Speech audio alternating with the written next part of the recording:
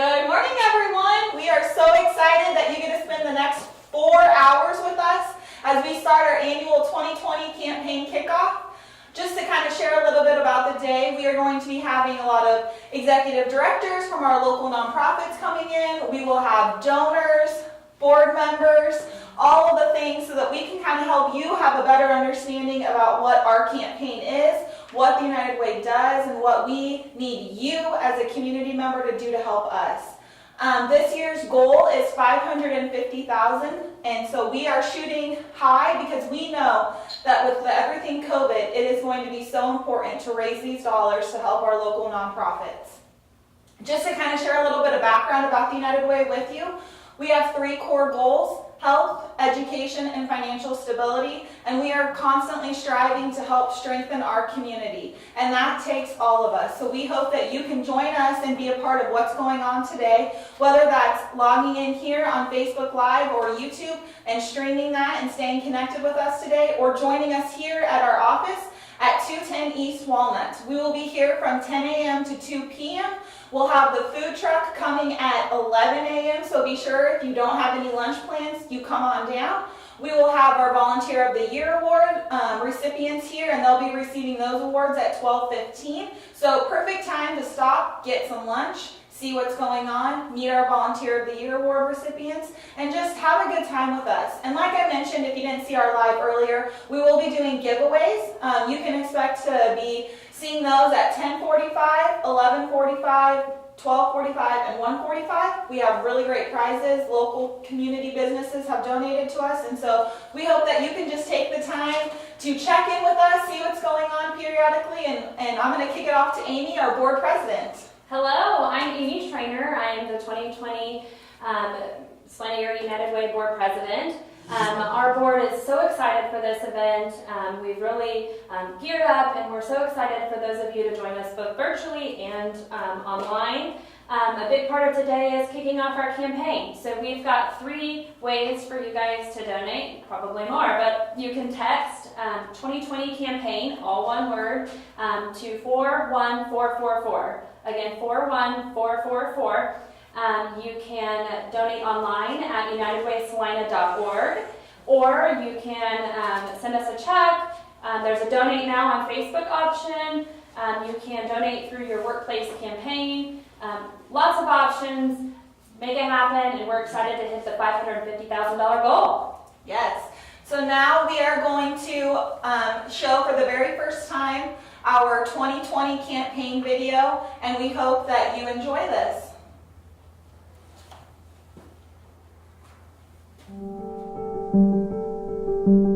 Building a bridge is no small feat. It requires planning.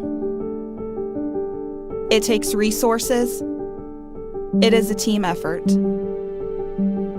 Building bridges takes a group of people willing to come together to find ways to bridge a gap. For more than 80 years, the Salina Area United Way has connected with social service agencies, businesses, and area residents to find solutions to challenges facing our communities. We are building bridges by living united, by finding new solutions to old problems, by mobilizing the best resources, and by inspiring individuals to join the fight against their community's most daunting social crisis. Yesterday, today, tomorrow. Salina Area United Way. Since 1976, Great Plains Manufacturing has been a strong advocate for Salina Area United Way. Through corporate and employee contributions, Great Plains donates to the annual campaign. We support the Salina Area United Way and show our commitment to our community. The Salina Area United Way is a longtime supporter of Big Brothers Big Sisters of Salina's work to help children realize their potential and build their futures. Over the years, grant funding has enabled us to nurture children and strengthen communities. Amid the COVID-19 pandemic, Salina Area United Way formed an emergency relief fund. Our bank donated more than $12,000 to help with basic human needs identified by nonprofits in the 10-county service area. Bennington State Bank is committed to the communities we serve. With the personal protective equipment we purchased, we safely helped the community by delivering prescriptions and groceries. The deliveries were to help out COVID-19 high-risk individuals. We partnered with other nonprofits to pack and deliver grocery baskets and hygiene items to several locations around Salina.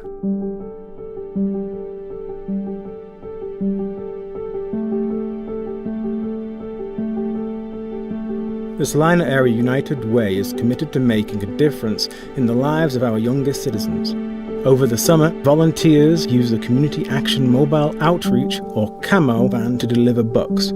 More than 2,300 children's books were distributed to 5 USD 305 summer media sites, 4 city parks, and 3 little libraries across Salina, all as part of our Raising Active Wild Readers program.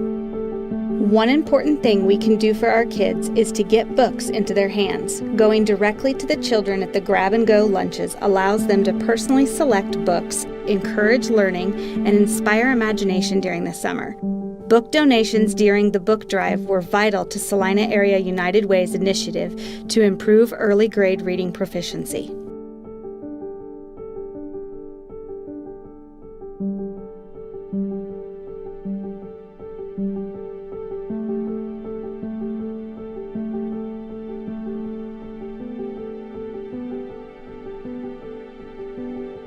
We've learned throughout our history that it's been easy to recognize obstacles standing in the way of a fully strengthened community. We've had many plans and we've used many resources, but we know that it truly takes a team to make these plans work. By helping us build these bridges, we can make sure that our community is healthy, educated, and financially stable. By helping us build these bridges, we can all live united.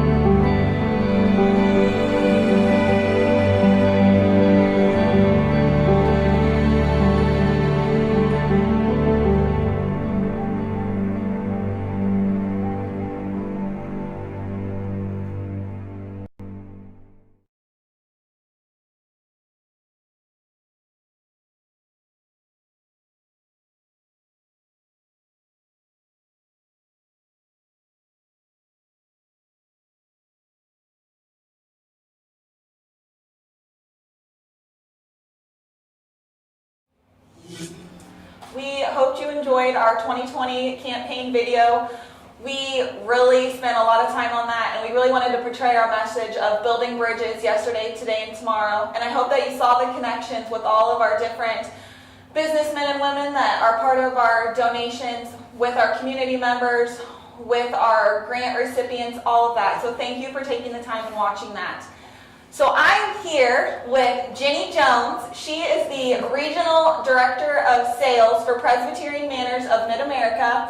And then you'll also probably see her out and about in the community. She is a great community member. She has Jenny's Liquor out in Brookville. She also just recently started Tumbleweed Event Center. And so she is going to spend some time with us today talking about healthy living, about the seniors with Presbyterian Manor, and just the importance of how all of that comes together with the help of the United Way. So go ahead. Salina Presbyterian Manor is a big supporter of United Way because the education for the staff is so important, but just the well-being for the residents, the health and the lifestyle, their emotional support, their physical support, their spiritual support, and also their intellectual well-being is so important to make their days better as they age in place. And that's what Salina United Area Way helps us do, is to help their days be better as well. So we give back to the community, and we think it's really important because this campaign is, our residents, they represent yesterday. and they paved the way for us. So it's our turn to give back. So can you tell us just a little bit, how are the residents doing with COVID and everything going on? I know that right now is just a crucial time for our community. We all are trying to come together and do our part, and how are they all handling it? I think they're handling it very well. They're so tenacious, and they have been through a lot. You know, a lot of them lived through the polio pandemic, right. And their message to me is, this too shall pass. And so it's very reassuring, and I'm very excited for it to pass. I think all of us are excited to get back to some kind of normal. I mean, obviously we don't know what normal is going to be anytime soon, unfortunately, but just to be able for them to be able to have visitors and have that human interaction, we all need that so much. And I just feel like it's a crucial time, and with kickoff happening and just everything in the community that's going on, if we can make that connection with them and just help brighten their spirits a little bit, Absolutely. That's going to be huge. Yep. Well, is there anything else that you want to add about the United Way, about Presbyterian Manor, anything that's going on with you? Tell us a little bit about Tumbleweed. I know it's brand new, but we have to take 1 second to talk about it because it's so exciting and it's a great event center, so if you haven't seen it. Yeah, it's the old Augustine's Furniture, previously Brightbill's Hot Rod, and Jesse and Amber Bradley and Jerry Jones and I have partnered together, and it's a great venue space. We named the big venue, the 10,000 square foot venue, after the Augustine family. And we also have some storage, so just come check it out. And we're so glad to be a part of the community. Good. Well, we are hoping to have an event there soon, so I can't wait to share that with all of you. So we'll be right back here in just a minute.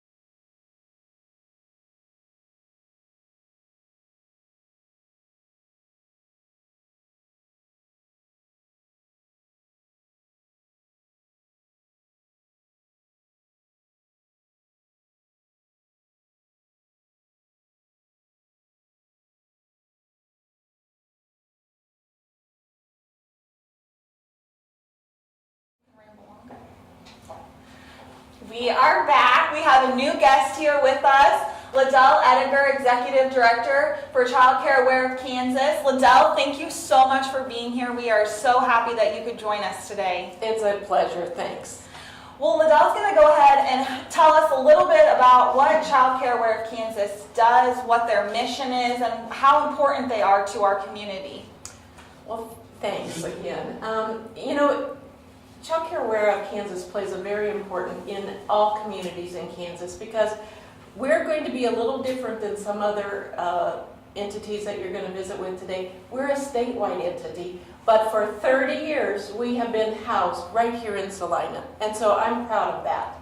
But we work in all 105 counties, and our mission is to ensure that high-quality child care is available to all families. And so that's what we do every single day. And again, then the United Way funding played right into that.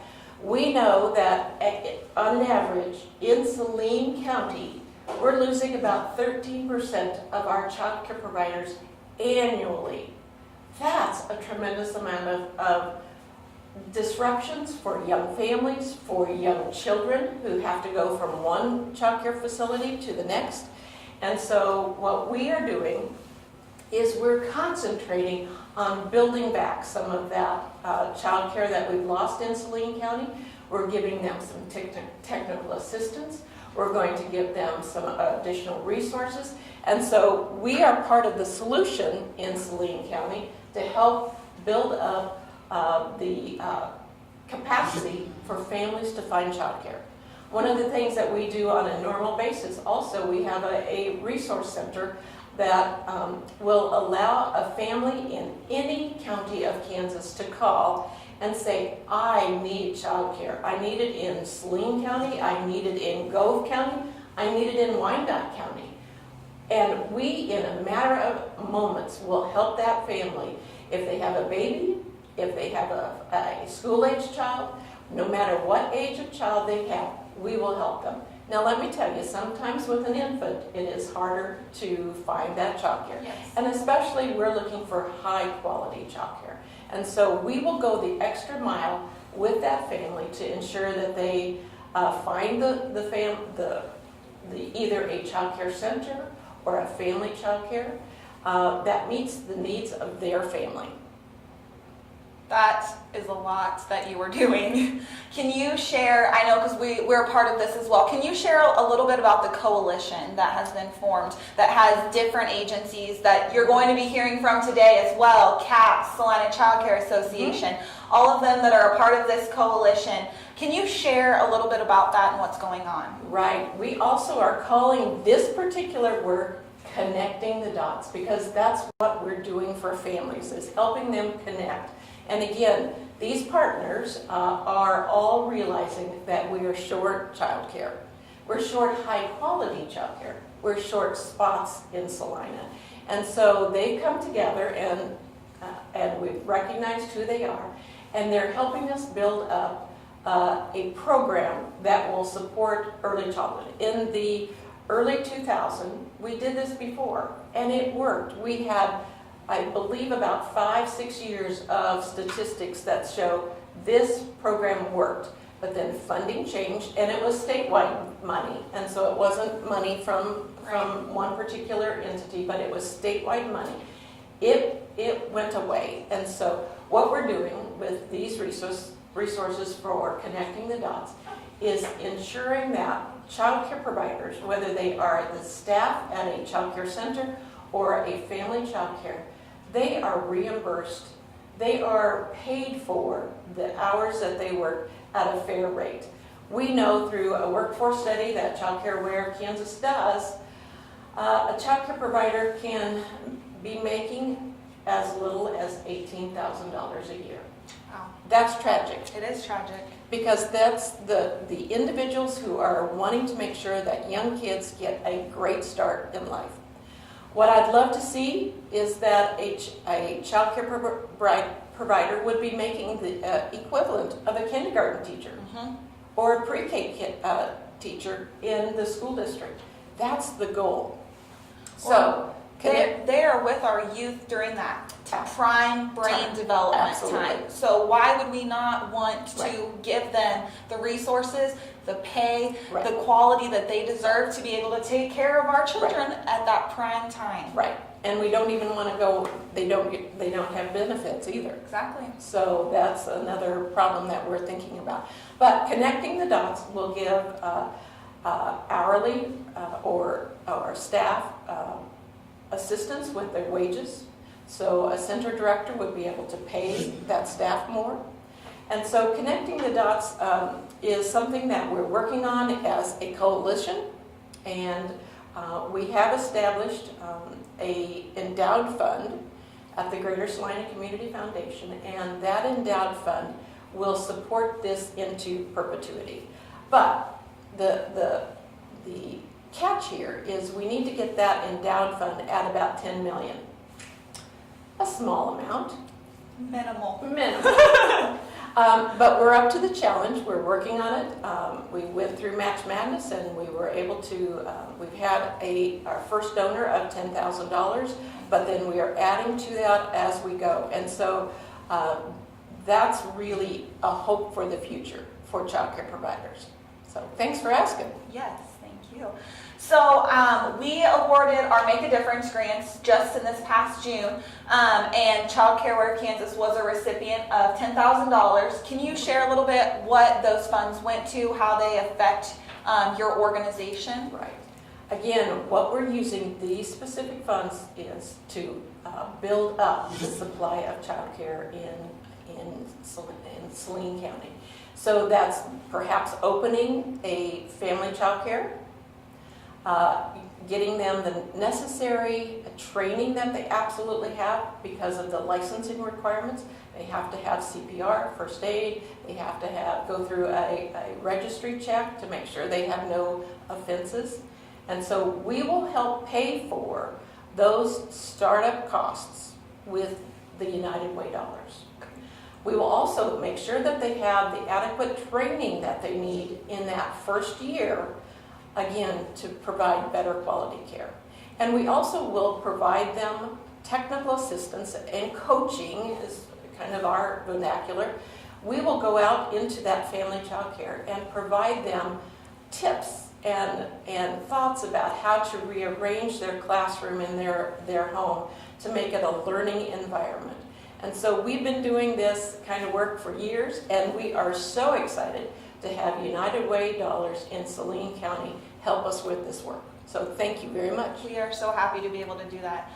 Do you have any stories you can share with us, any individuals that you've helped kind of get started that the community could kind of have a better understanding of, you know, what you guys have been up to on the ground physically with people? Well, the interesting thing is it is a trying time right now. Is it ever? Have you noticed that? You know, I might have heard a mention that there's maybe a pandemic going on, exactly. but I could be wrong. Yeah. I could be wrong, but I think. Yes, I believe you're right. So what we've chosen to do is we're going through our licensing surveyors, which is through the Kansas Department of Health and Environment, right here at Saline County Health Department, and we're working in tandem with them. When they find someone who is interested in setting up a child care, a family child care, we will work right beside them to get that work completed. We're also thinking about child care centers. If they have closed a classroom because they didn't have a teacher, Right. and we do know that that has happened. Yes. So this will give them resources that will make sure that that classroom remains open, that that teacher stays intact, and so that 10 or 15 children are cared for in a good quality setting. So I don't know that I have a particular story, but we do hear that the services that we are providing are valuable and are timely, especially right now. That is great. No, that is exactly what we needed to know. That's what our community needs to hear. They need to know what you guys are doing and how important this is and how important it is, whether it be volunteering time to help out with things or making a donation to the Salina United Way so that we can then continue to help fund these things. Right. So we have to turn in a different direction for a second, which makes me very sad.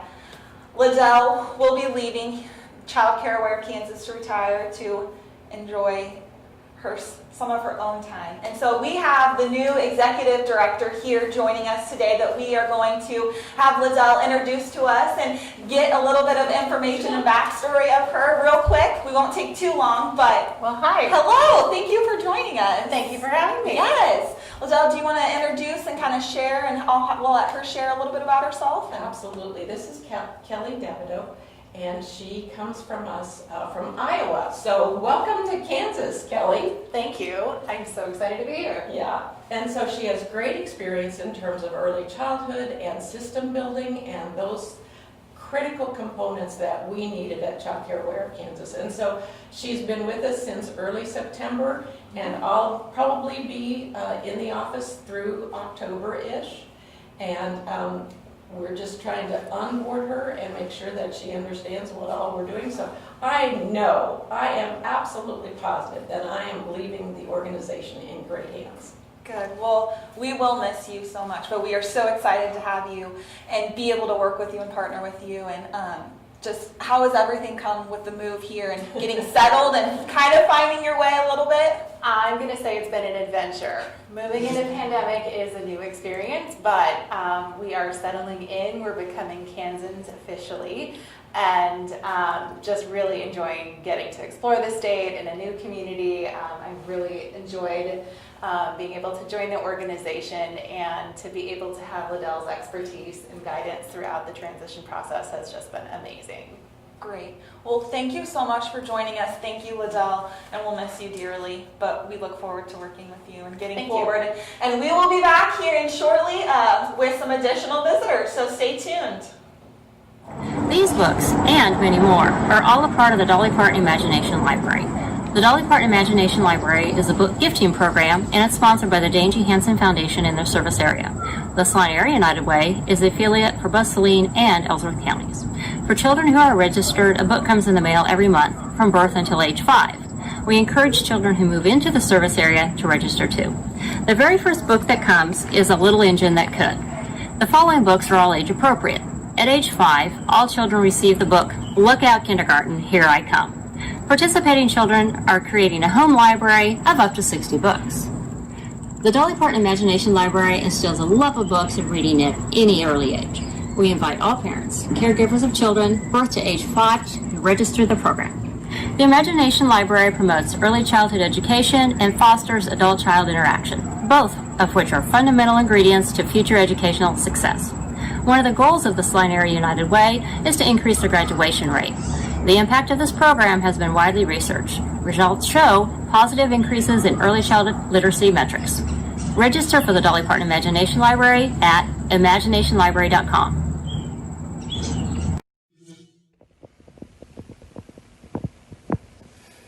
I'm happy to participate in United Way by donating, because I think that it is a way that I can contribute to many good causes all at the same time. Another reason is that it extends beyond Salina, and not only does it support 44 causes, some of those causes are in other communities, and so it becomes a regional event, and that tends to bind our communities together and see that the entire community of Salina is one. I also know that United Way funds are dependable. People who give can depend upon those funds actually going to where they're supposed to. I think that it's good for all of us to generate a sense of regional community rather than just think that we are living here by ourselves and that's it.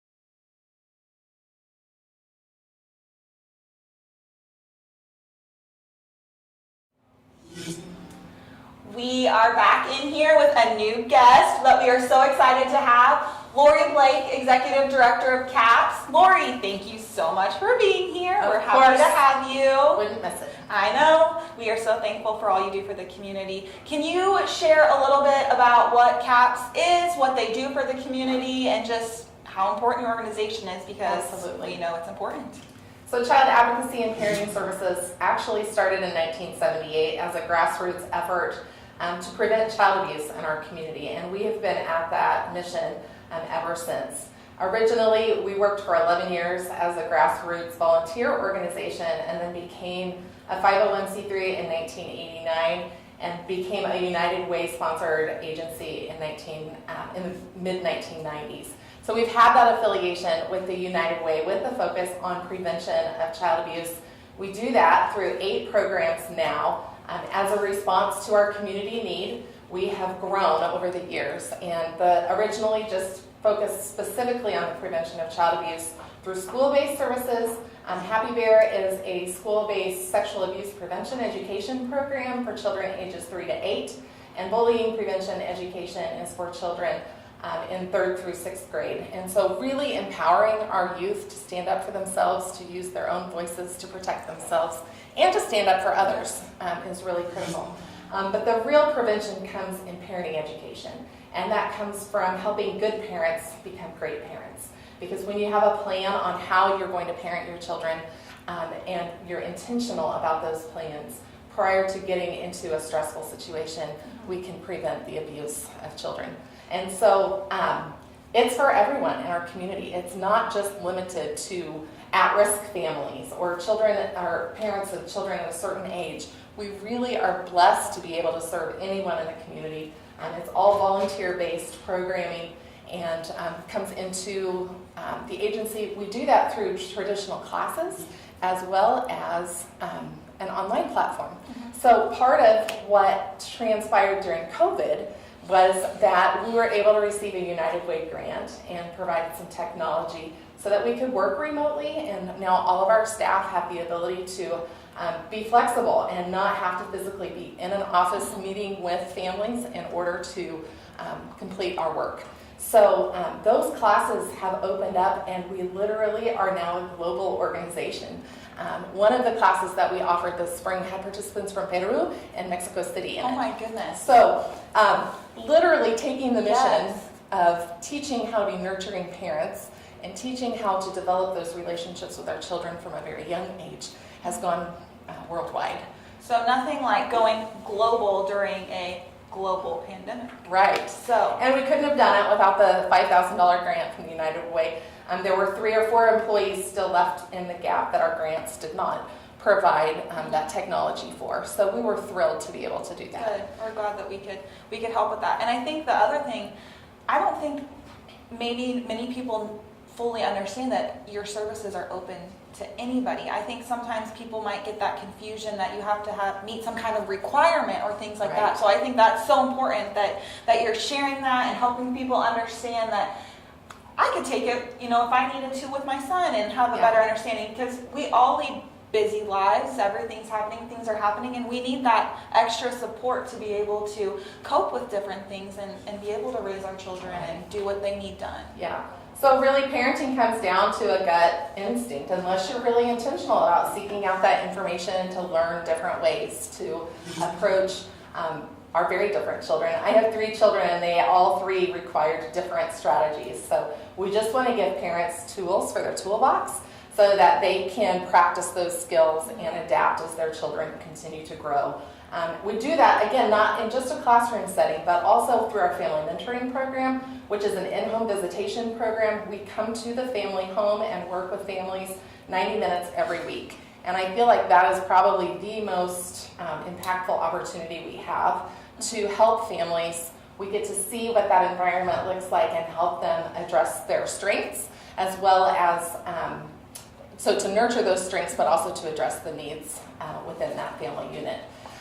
So we're really lucky to be able to do that as well. Our involvement with the United Way also has expanded through the Child Advocacy Center, where kiddos are interviewed when they've experienced abuse, and through the CASA program, which is court-appointed special advocates that advocate specifically for children in foster care. So those are programs that have grown out of the community need, coming together saying, these are gaps in our services in our community, and how can we better serve the children and families who live here. In 2018, CAPS was the fiscal agent for the Partners in Early Childhood Education grant, which was a community impact grant through the United Way. And we partner with over 20 early education organizations across Salina, specifically to help child care providers understand how to help children grow socially and emotionally appropriate so they're ready to enter kindergarten, not only academically, but socially and emotionally, that they can go into the classroom and self-regulate their behavior and be ready to learn. Sure. So those were a 2-year grant from 2018 to 2019 that CAPS received and was the physical agent for. So this year we had smaller grants make a difference. So we're hoping the goal is to come back to those in 2021 because of your guys' donations to the Salina Area United Way to provide those bigger grant dollars, especially with everything COVID that has happened. So this is just so crucial and just goes to show how important donations are and the difference that they make in our community organizations. Do you have any stories that you can tell us? Any children that you can just kind of share some information on and just how important this is? One program that has received funding through that community impact grant is our respite child care program. Stress is the #1 reason child abuse occurs, and so we recognize that we need to give parents a break from the stresses of parenting. And if you're a stay-at-home parent and you don't have a break through child care, or you don't have family that is connected to provide those services, they get a free session every week from 9 to noon during the mornings. They can enroll just through licensed childcare. But we had a family that called when I worked for the agency way back in the late 90s and said, we need you to add our name back to the waiting list because we just found out that we are pregnant with twins. And they already had triplets and a single. So this family had 6 children. They used the time to go grocery shopping without their children. It provided great stress relief, and they got engaged with our parenting education. Those children have now graduated and are successful college graduates. The family was able to navigate that because of the support of the United Way. That is so great. Well, Lori, thank you so much for being here. I hope that this was beneficial to our community so that they can have a better understanding of what CAPS does and how important what your organization does for our community is, because I don't think we get to hear it enough. So thank you so much for being here. And hopefully we will see you and hear from you again soon. And now we will go on and be back with you in a few moments with another visitor. Stay tuned. Thank you. I would like to thank the Salina Area United Way for choosing Central Kansas Mental Health to be a recipient of the Make a Difference grant. This grant will help expand our mental health in school initiative to achieve excellent outcomes for children and families by purchasing the necessary equipment such as computers, printers, scanners, so we can be more effective in our overall care for children and families. Good mental health is critical to children's success in school and life. Research demonstrates that students who receive social, emotional, and mental health support achieve better academically. The Mental Health in Schools initiative closely aligns with United Way's goal of increasing the number of youth who are healthy and avoiding risky behavior. According to the U.S. Department of Health and Human Services, 1 in 5 children and adolescents experiences a mental health problem during the school years. Unfortunately, estimates of up to 60% of students do not receive the treatment they need due to barriers such as stigma, transportation, parents' work schedule, and overall, how do I access these resources and services? The goal of the Mental Health School Initiative is to stabilize and provide treatment by making effective mental health services accessible and available in schools throughout Central Kansas Mental Health's 5 counties, service areas including Ellsworth, Lincoln, Ottawa, Saline, and Dickinson counties.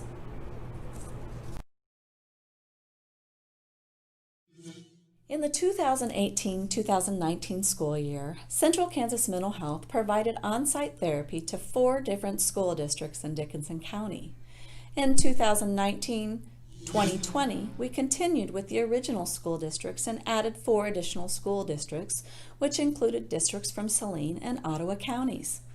We provided, in collaboration with school districts, care to 805 students.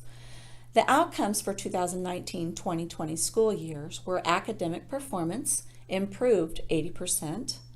For students identified with school attendance issues, those improved 83%. Students identified with externalizing behaviors such as anger, outbursts, harm to others, physical aggression, they demonstrated an improvement at 81%. And students with internalizing behaviors, which is deep depression, anxiety, thoughts of suicide, demonstrated an improvement of 82%. As we expand districts for the 2021 school year, the Make a Difference grant will allow our staff to provide more effective services in these districts through access to laptops, which will allow intakes to be done away from one of CKMHC's home offices, translating to more accessibility for services by families in our service area. Mental health and school staff work collaboratively to integrate social and emotional and academic well-being of students. Together we identify high-risk students. We work together with parents and students to plan interventions that address the needs of the youth and family to improve the overall health and success of the family. For example, we had a kindergartner who was struggling to get to school. Mom was getting close to losing her job. And when the child would get to school, she would become aggressive, and to where the school was getting very close to expelling her. Through this collaboration with school and mental health, the child's treatment plan was created, and by the end of the first semester, she was Student of the Week. By the beginning of the second semester, she was Student of the Week again. The therapist received a call with a parent in tears explaining that she never thought that she would have the kind of help that she needed for her child and that the success her child has had. And that is once again why we want to thank the Salina Area United Way and the Make a Difference grant, because we are able to provide that kind of care and get those kind of outcomes. Thank you so much, Glenna, for sharing that information to us. We really appreciate it.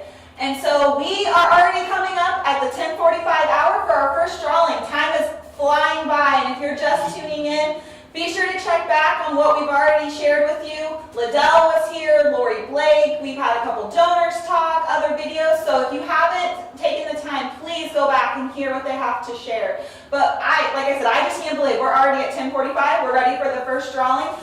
Be sure if you want to be entered in to win these drawings that you like, share, comment on our live video so that we can put your name in. But we've already have quite a few people in here, so the first one that we have is a $25 gift card to Blue Sky. Thank you, Blue Sky, so much for donating this. So here we go.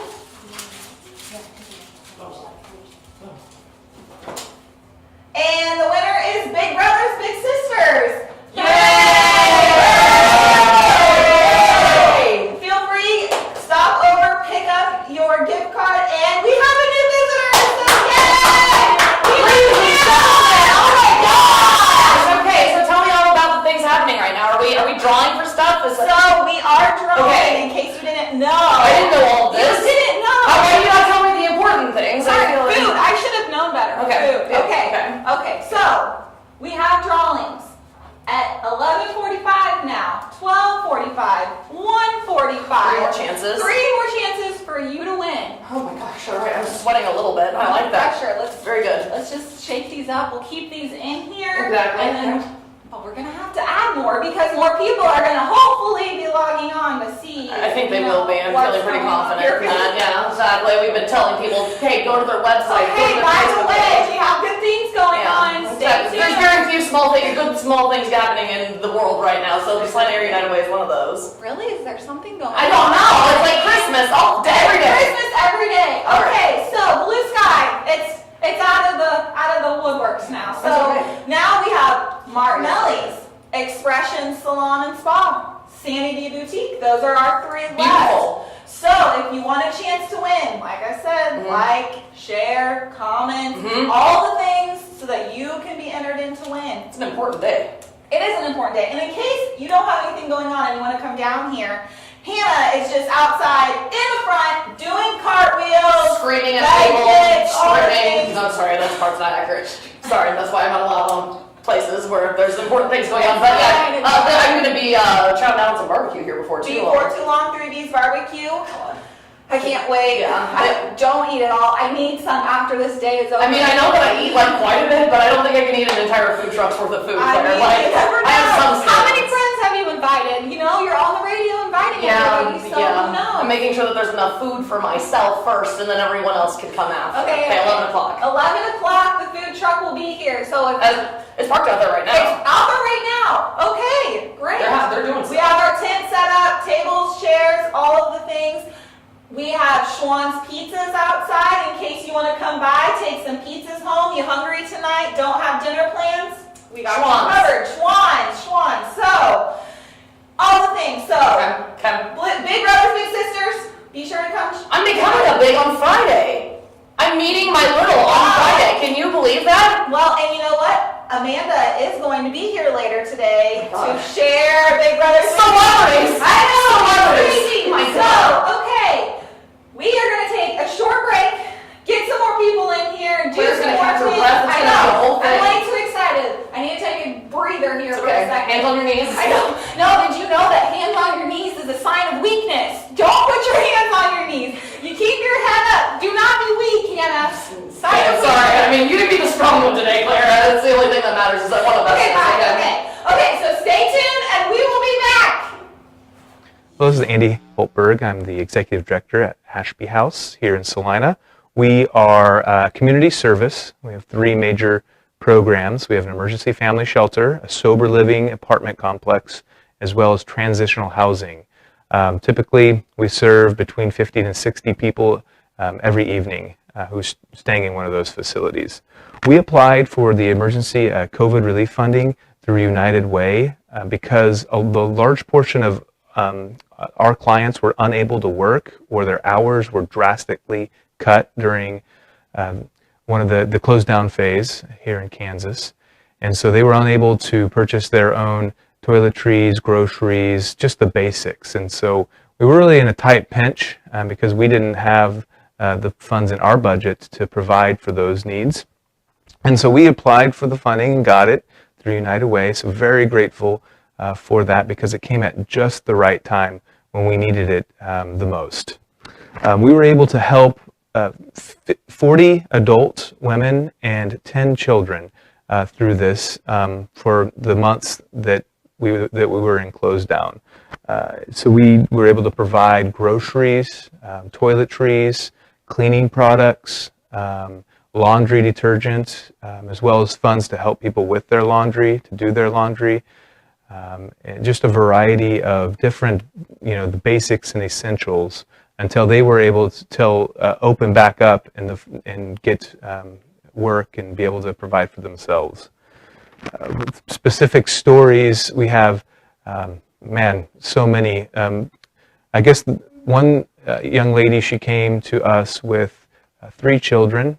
She was getting ready to, go into our treatment program. We have a partnership with CKF, and had nothing. Showed up to our doors with 3 children under the age of 5, and nothing to be able to feed the kids. And we were able to use that funding to help her get established. She went through the program, graduated, and now is living independently. And so that's, I guess, one specific story. So thank you so much to United Way and to all the donors of United Way for this funding. It came at just the right time. The Salina Area United Way partners with FamilyWise to provide access to affordable prescription medication in order to ensure greater health and financial stability to our community members. FamilyWise helps people nationwide. FamilyWise Pharmacy Savings Cards, they're free to people and there's no limited prescription drug coverage. FamilyWise prescription savings cards really are free to everyone, kind of like a coupon. Use it as often as you want, regardless of your age and regardless of your income. It reduces cost. You just show the card every time you come in to get the lowest prices, wherever you are. It's just a little card on the bottom, and you take that with you wherever you go. No registration, no eligibility requirements. It covers FDA-approved prescriptions and medications. The savings of the average of 45%. It's accepted at major chain pharmacies nationwide. You can download the card and print your own card at familywise.org. You can also text FAMILY to 700-700 and get a card on your phone. Download the FamilyWise app from the Apple App Store or Google Play. To start saving with FamilyWise, show the savings card at your local pharmacist wherever you get your prescriptions filled. The discount will automatically be applied to the retail price of the drugs.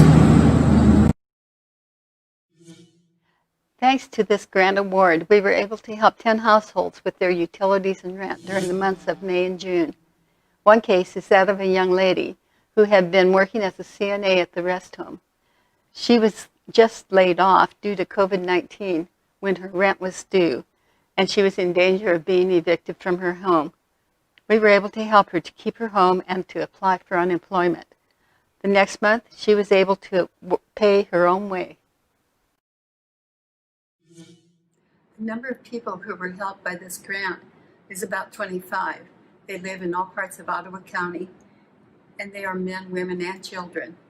The money was used to assist people in need to help pay their utilities and rent. This is truly a community effort to help the less fortunate. Many of our clients have not had to ask for assistance in the past, but due to COVID-19, people are finding themselves in unusual circumstances that make their lives seem out of control. One of the cases that comes to mind is that of a 91-year-old couple living in one of our outlying communities. They had a leaking plumbing fixture and found that at the end of the month they were facing a $300 water bill. They were unable to come up with this money since they live on a very limited Social Security income.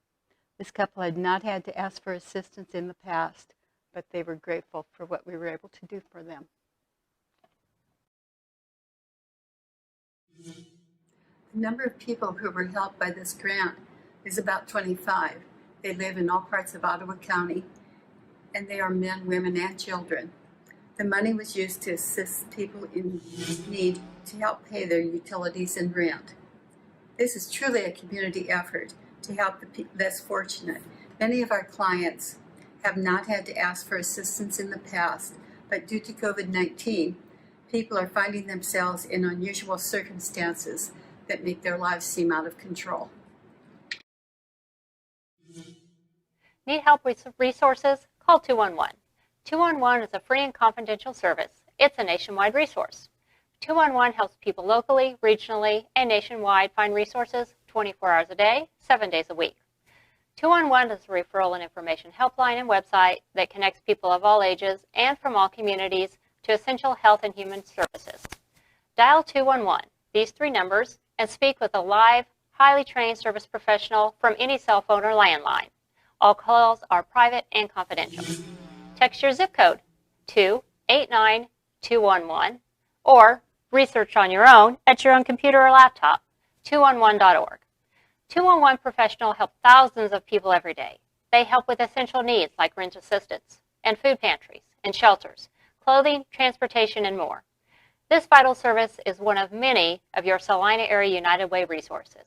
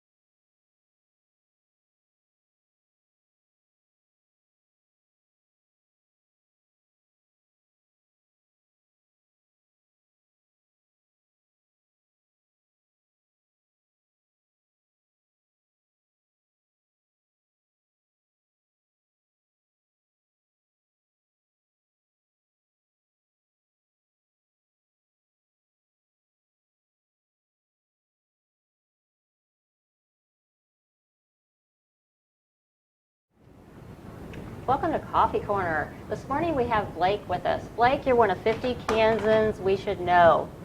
Go figure, how does that happen, huh? You're our neighbor just down the street. Tell us, what's going on and what's some of the success that you're helping drive in our community? Well, let's go back to, so when you said one of the top 50 Kansans, so I got a call. There's a business magazine, primarily deals with business and the arts out of Kansas City called Ingram's. And for whatever reason, through whatever channels, they heard about some of the stuff I've been doing personally, along with my business, Midwest Music, and then also my band, Sunset Center. So it was all kind of tied into one big interview about that. And so there were actually two folks that, so this Ingram's Business Magazine has an annual issue in June called Top 50 Kansans You Should Know. And honestly, there were two of us, ironically from Salina. Yes. So it was myself and Mike Berkeley, retired CEO of Bennington State Bank. But anyway, so as I, did an interview with these folks, and we just talked about, different things going on. So for me personally, my family, heritage, and then myself, I've been the owner of Midwest Music. My dad started it years ago, and then I've been the sole owner for probably 30 years.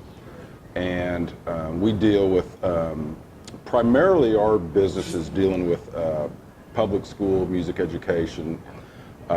We deal with school systems, basically all the way from Hayes to Manhattan, Kansas, and all stops in between. Probably a 60-mile radius around Salina would be our bread and butter.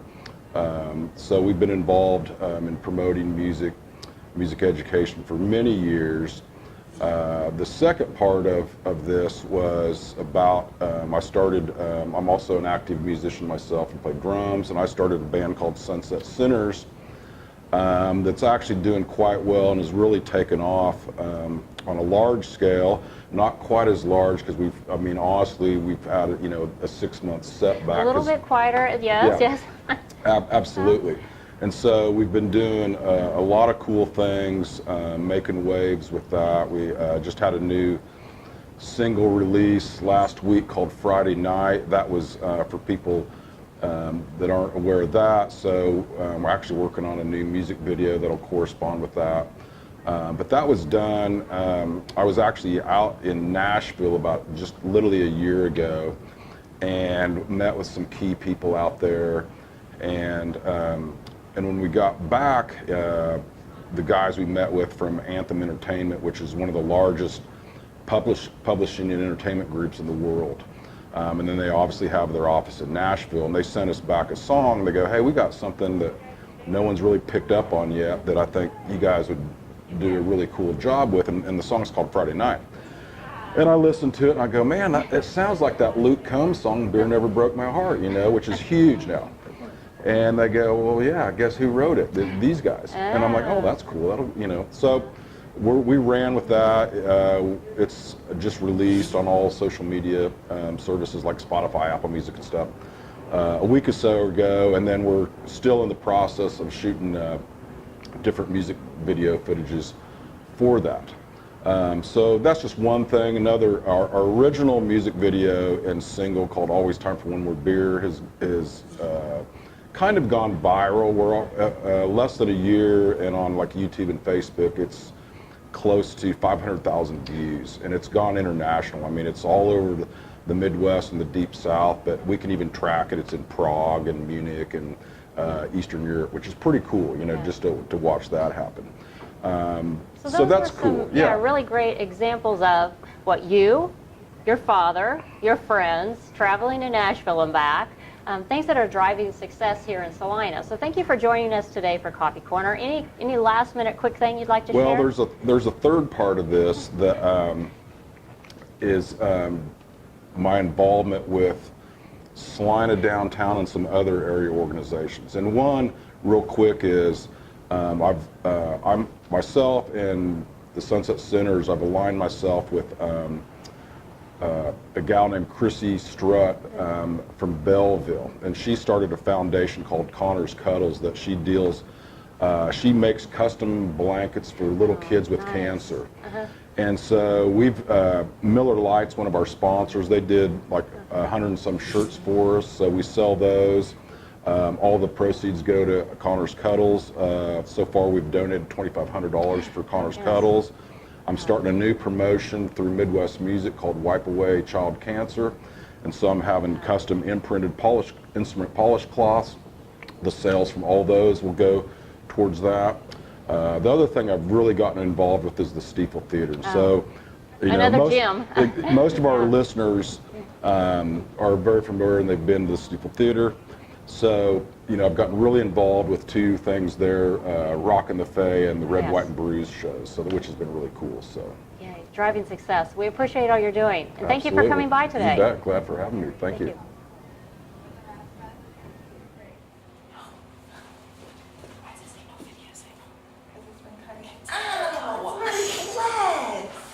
She got DNA with that one. Way. I needed that key so hard.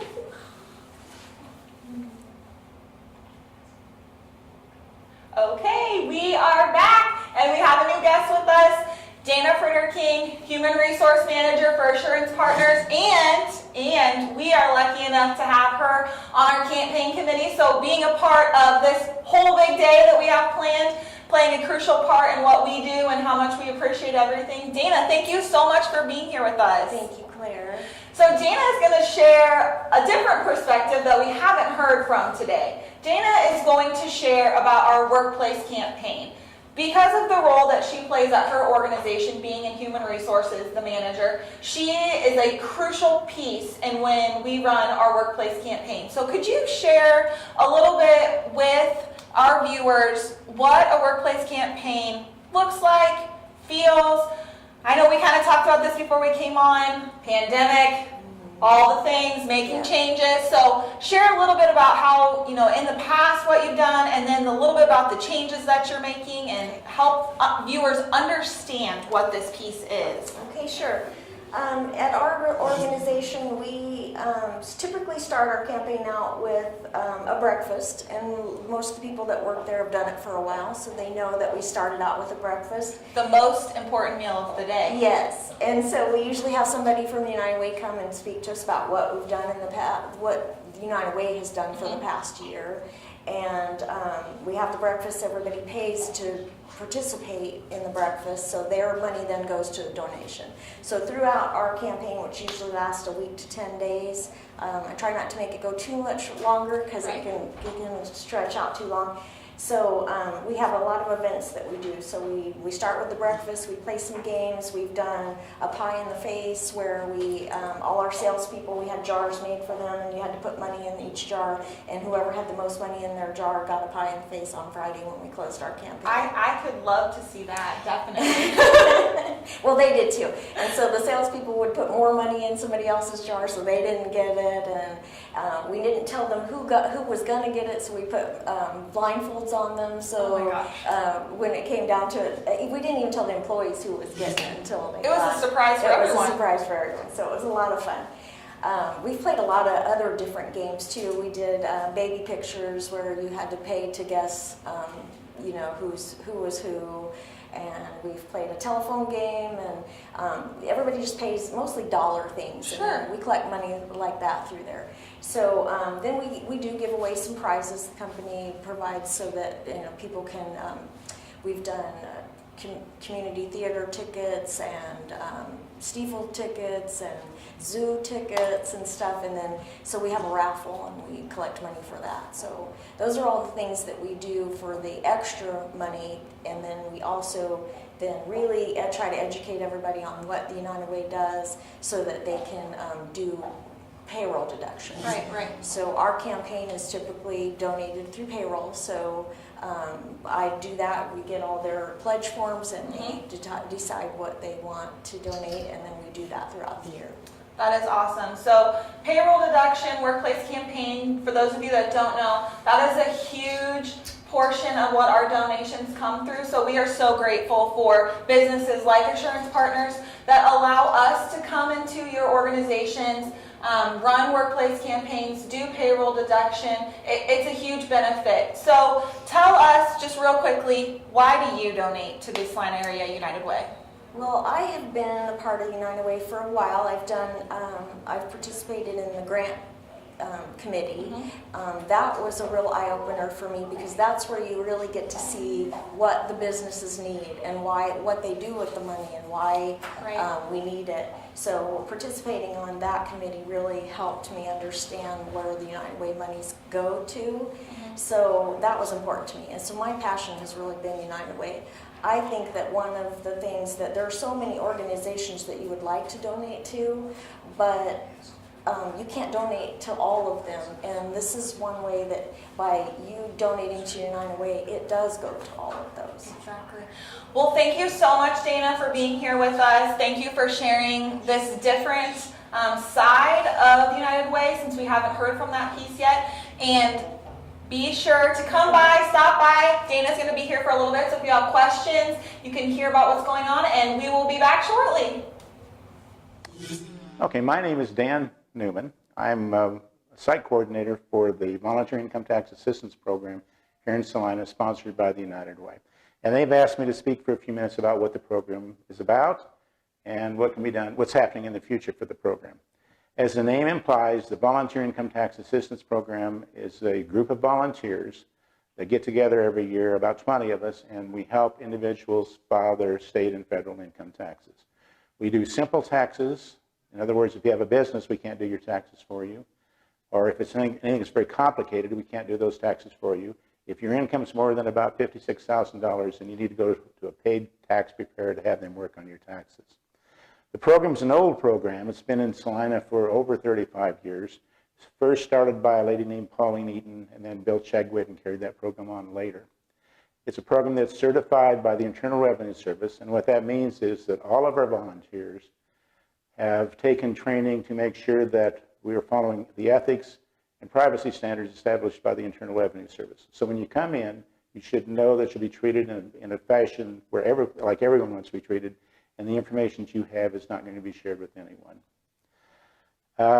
If you're doing the taxes, our preparers also probably receive another 50 hours of training so that they're preparing accurate taxes for you.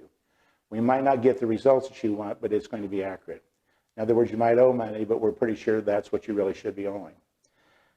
The program has about a 97% success rate. In other words, only about 3% of the prepared taxes, preparers that we send in, only about 3% fail, and usually that's because someone else is claiming a child on the return, or someone has also filed your taxes for you. In other words, there's some kind of fraud going on to some extent. That's the nutshell of what the program looks like. But the program is a free program. If you come in, we do not accept any sort of donations. Any of the volunteers receive no compensation for what they're doing. But we still need a building. We still need electricity. We still need heat. We need printers. We need paper. We need all the supplies any other business would have. And we want to really thank the United Way because those people are the ones that provide that service. And I don't know how Brenda and Claire do it. Don't have a clue how they find all these folks in the community that are willing to help out. But I'm really grateful for what the community is doing for the program. The program does have an impact on community. We see on a normal year, we've gone from seeing about 300 to 500 clients up to 1,500 clients. Last year, when coronavirus hit, we shut down early and had only seen about 900 people. But when you look at the economic impact on that, that's probably $75,000 to $100,000 saved within community. We also do taxes for people that probably would never file their taxes and never get any kind of a refund. Those taxes are under the state, it's called homestead. And lots of those people have no income or very little income to report to the federal or state government. And without us helping them with the homestead, they would have a hard time paying their property tax. And so I think that's an impact that you really see where we're trying to keep people within their homes. An example, there's all kinds of people we really help out. I'd like to talk about one person one couple we helped when I first started with this particular program several years ago.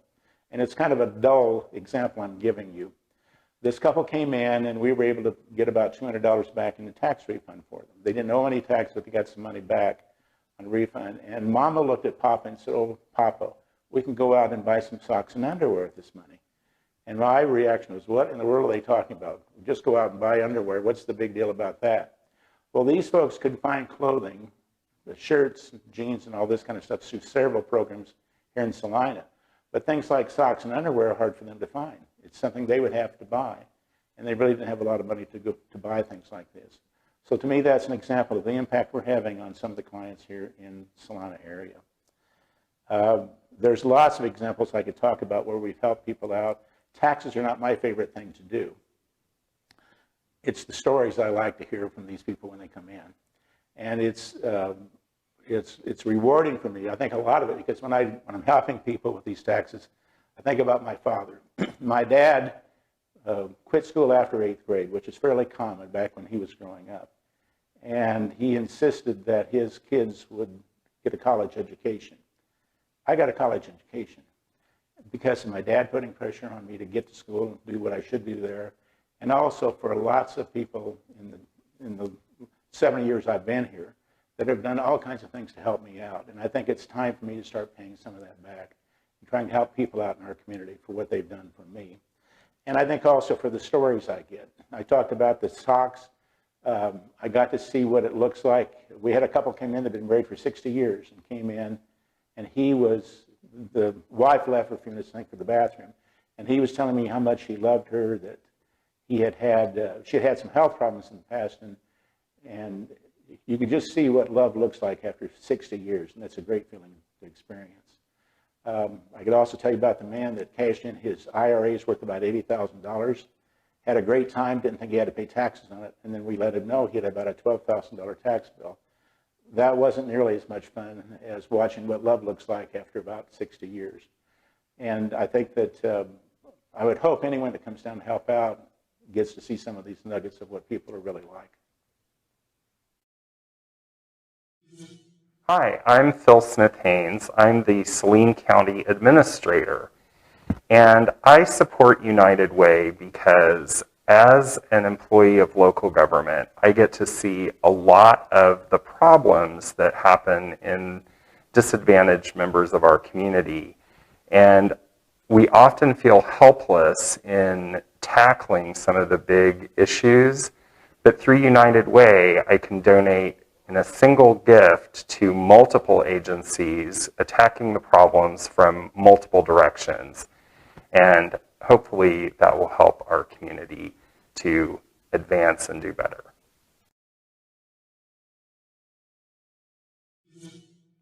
To be responsive to emerging community needs, the Salina Area United Way offers grants to nonprofits in the Salina Area United Way 10-county service area, the Make a Difference Grant, and the Community Impact Grant. The Salina Area United Way accepts funding proposals for grants to programs that work toward our community goals in education, financial stability, and in health. The goal in education is to increase the graduation rate.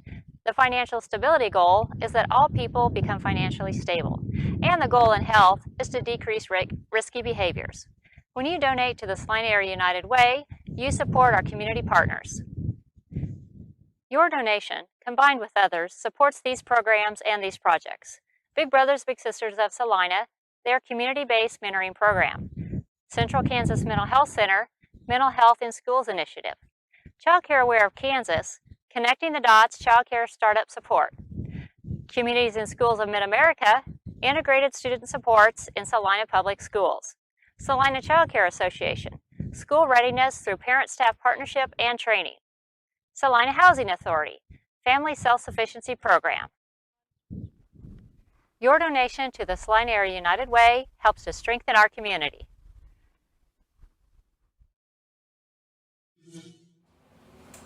We are back, and of course, as you can see, we have another new guest, Jessica Martin, President, Executive Director of the Greater Salina Community Foundation. Jessica, thank you so much for being here with us today. You're welcome. Thank you for inviting me, Claire. Yes, so we're going to take a different turn on this interview per se.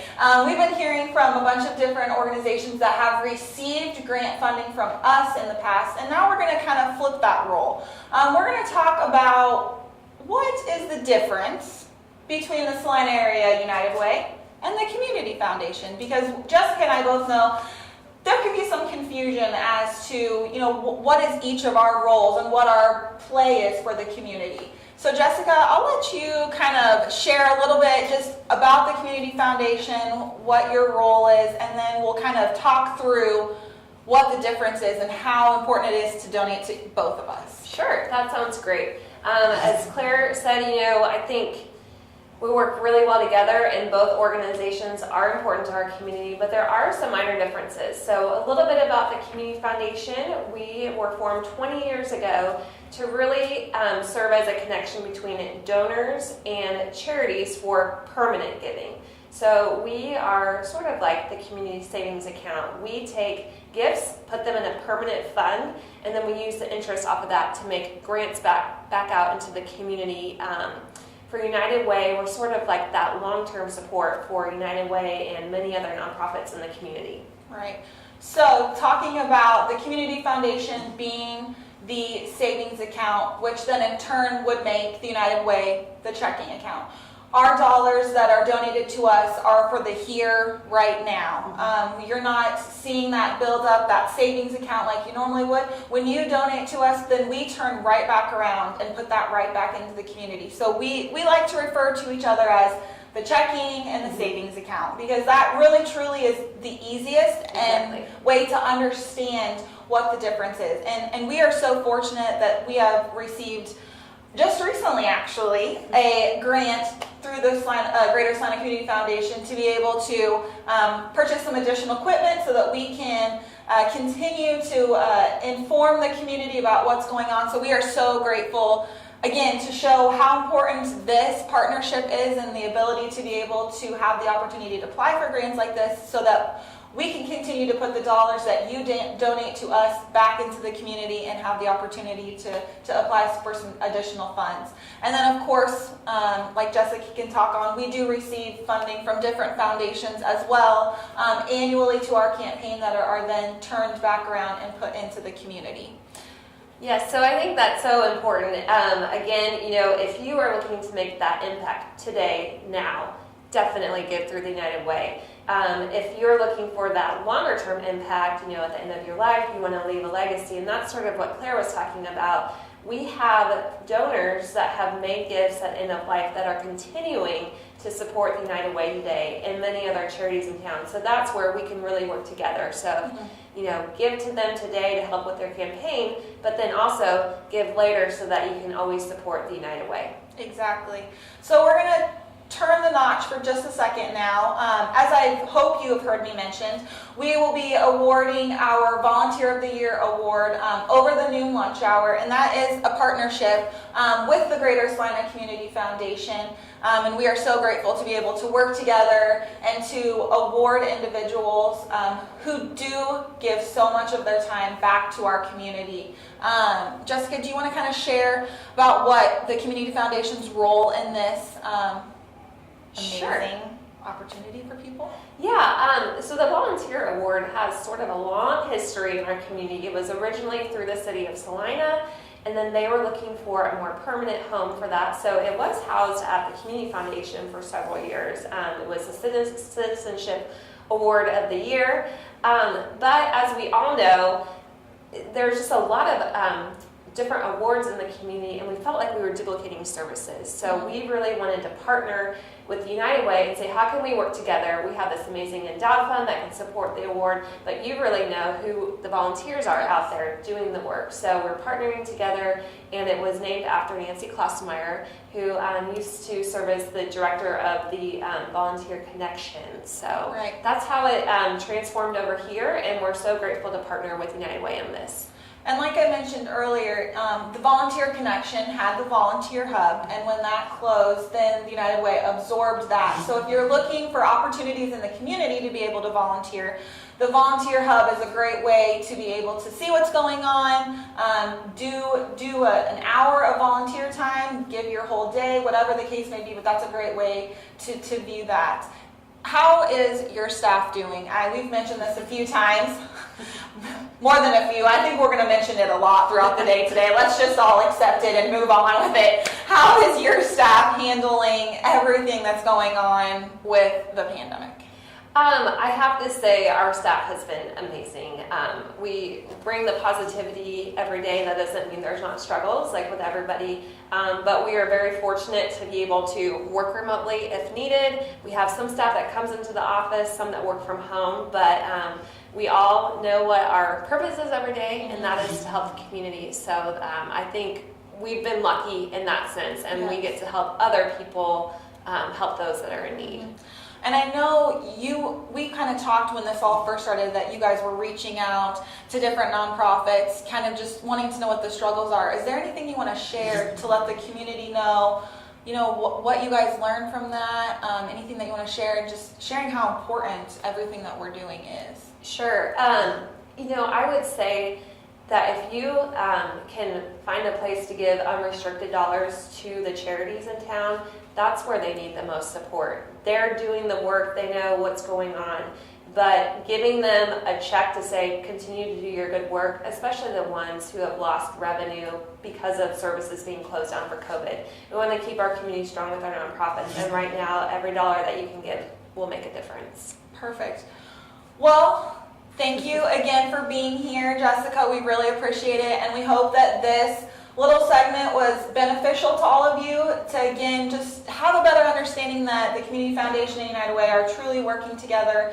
We want to better our community, we want to strengthen our community, and that each of us plays a vital role in what we do for the community. So thank you again, Jessica, and glad you could be here. Thank you, Claire. All right, we're going to take a short break, and then we will be right back to do the next drawing because it's already 11:45.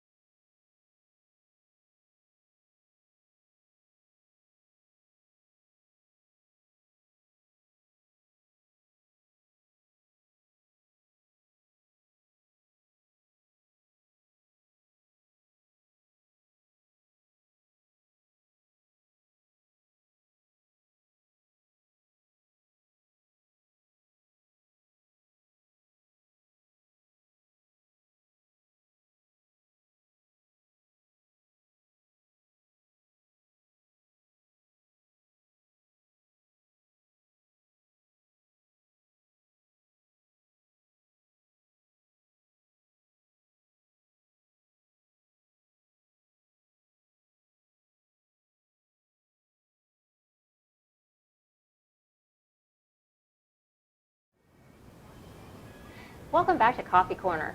I have Julia with me, and Julia has been on the grant committee with the Salina Area United Way, a while. I believe that one of the first ways we met was, would you like to go out for ice cream? Yes.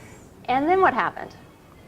Well, the rest is history. That's the first step, is she asks you if you would like some ice cream, and then she starts talking to you about, the United Way, and you can just see the passion. And there was really no way for me to not agree, or at least agree to come to one of the meetings with, just to see what it was about. And immediately I was hooked, and just really felt like what the United Way stood for was what I wanted to see in our community. As I started, I think, about a couple months after I had moved back to town. Which was really good. She was at communities at schools at Lakewood, Yes. and I'm very involved with Lakewood with the back to school fair, and there was a lot of things that we were in and out your school at that time. And then you changed positions and were able, with your new position, to continue on with the Salina Area United Way. Julia is a part of the grant committee, and we're doing work in the areas of education, financial stability, and health. So any of the grants that you're learning about today, the Make a Difference grant and the Community Impact grant, Julia is one of the team members. There's about 15 people on our committee, and we have representation from all 12 sectors.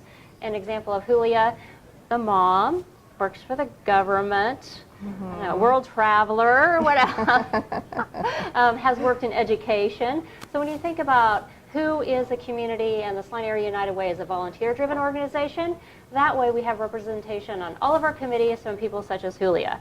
And it's kind of a year-by-year commitment for the grant committee. And we just finished up the Make a Difference grants, and we'll be getting ready for our next grant cycle before we know it. Yes. We are so glad that you're on our committee, and also she's on our board of directors. So anything else you'd like to add about Salina Area United Way that you can think of right now? No, it's just been a great experience as I've gone through different positions, and I just really am excited of what's to come. Yay, lots of great things happening. So Yes. Thank you. Thank you.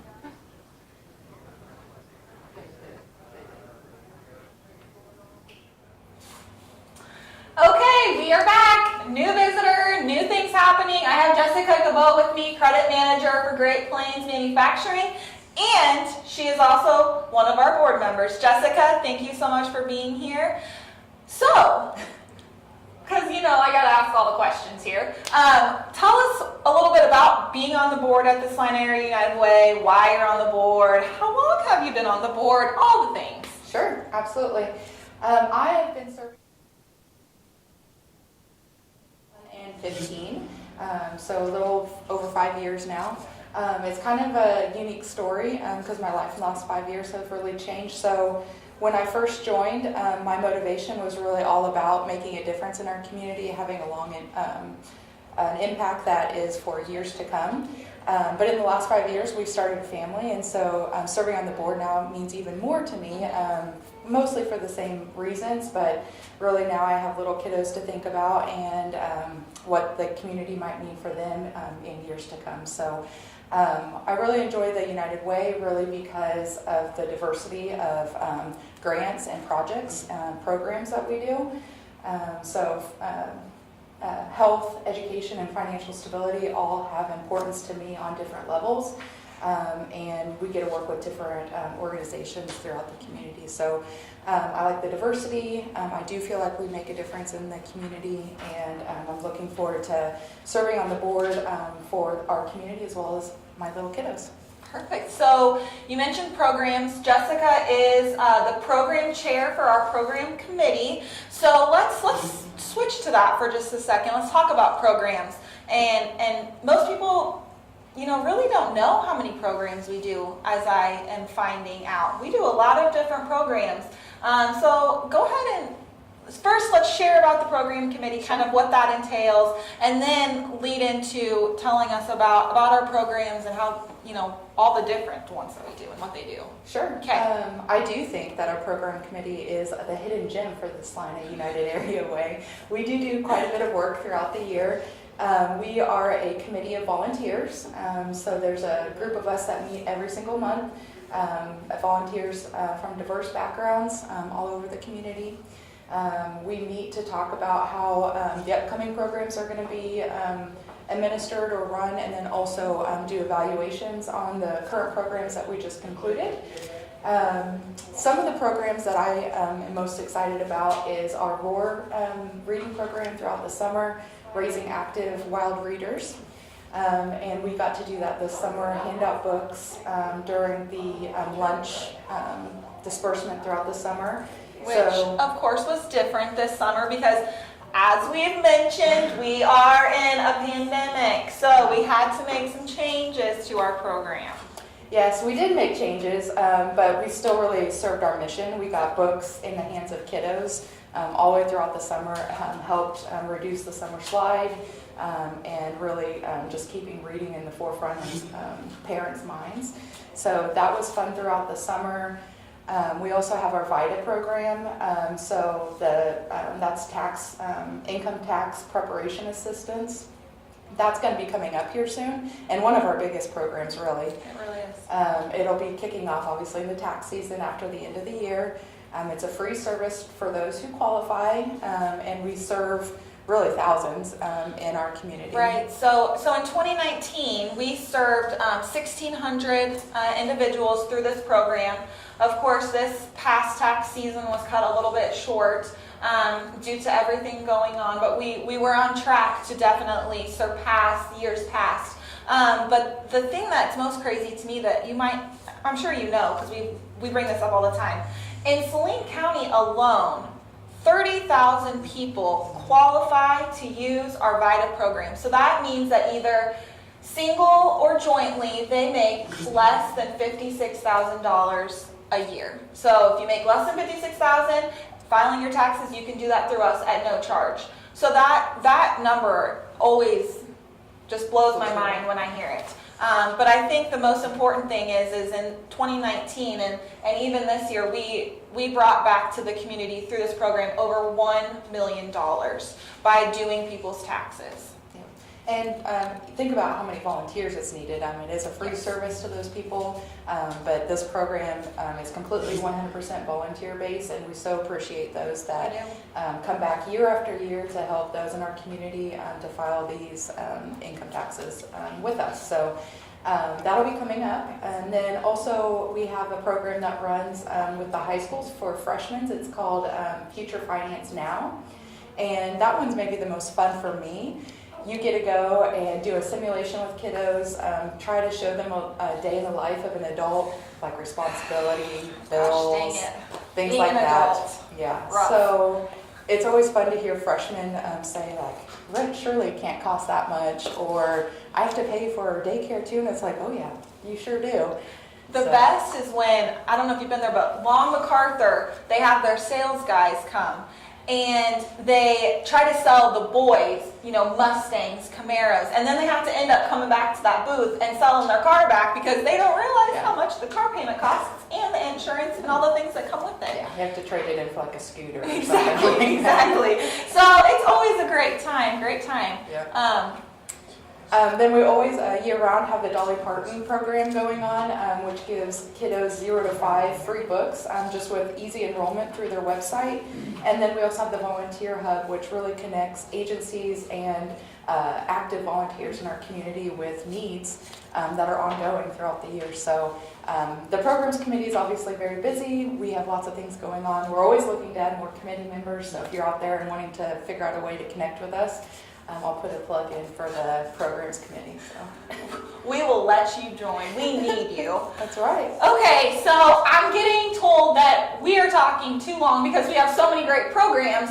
So unfortunately, we have to carry on about our day. But Jessica, thank you so much for being here. My pleasure. Thank you for being a board member. Thank you for being our program chair. And if you want to learn more about the roles that Jessica plays in our organization and how you can be a part of it, please reach out to us because we would love to have you be a part of all that we do. And don't forget to support the United Way so we can keep doing all the great programs that we do. Exactly. All right. Well, I will see you probably soon because I always see you. So, all right. Off to the next thing. Thank you. Thanks to the grant award, we were able to purchase additional meat items for the families who received distributions for the Downs Food Bank. As many know, meat is usually the most expensive item on your grocery budget. One of the other things that we did was we were able to give a lot more items, and this is only just a few of the items we gave last month. More meat plus more items is more expense for the Downs Food Bank. And we were able to procure more items for the families thanks to the Salina Area United Way's Relief Fund assistance. The number of families in the Downs, Tipton, and Cawker City communities that receive assistance from the Downs Food Bank hasn't changed from last year, although this year we've had more larger families. These are families of 3 or more people in them who receive the assistance. And so one of the things is we package the items individually together, and we give families of larger size more items. So we give 2 packages instead of 1 package to these families. And so this is added to our expense this year. Because of the additional expense for items such as toilet paper, which had become scarce all around the country, we had a stock of these items in advance, but we had to procure more at an additional expense to ourselves. We were able to get these items, but like I said, at more of an expense. One family was thankful for our assistance because they were running extremely low on toilet paper, something that we normally take for granted, also with kitchen staples as well. Small things, such as these, have been tremendous blessings for those who receive assistance from the Downs Food Bank. And we want to thank the Salina Area United Way for helping us contribute to these families in need. The reason I give to the United Way is because I'm giving dollars that help make a measurable difference to people's lives here, right here in Salina. And I know that all the hard work has been done by dedicated volunteers in Salina to make sure that we're meeting the high priority needs that are here.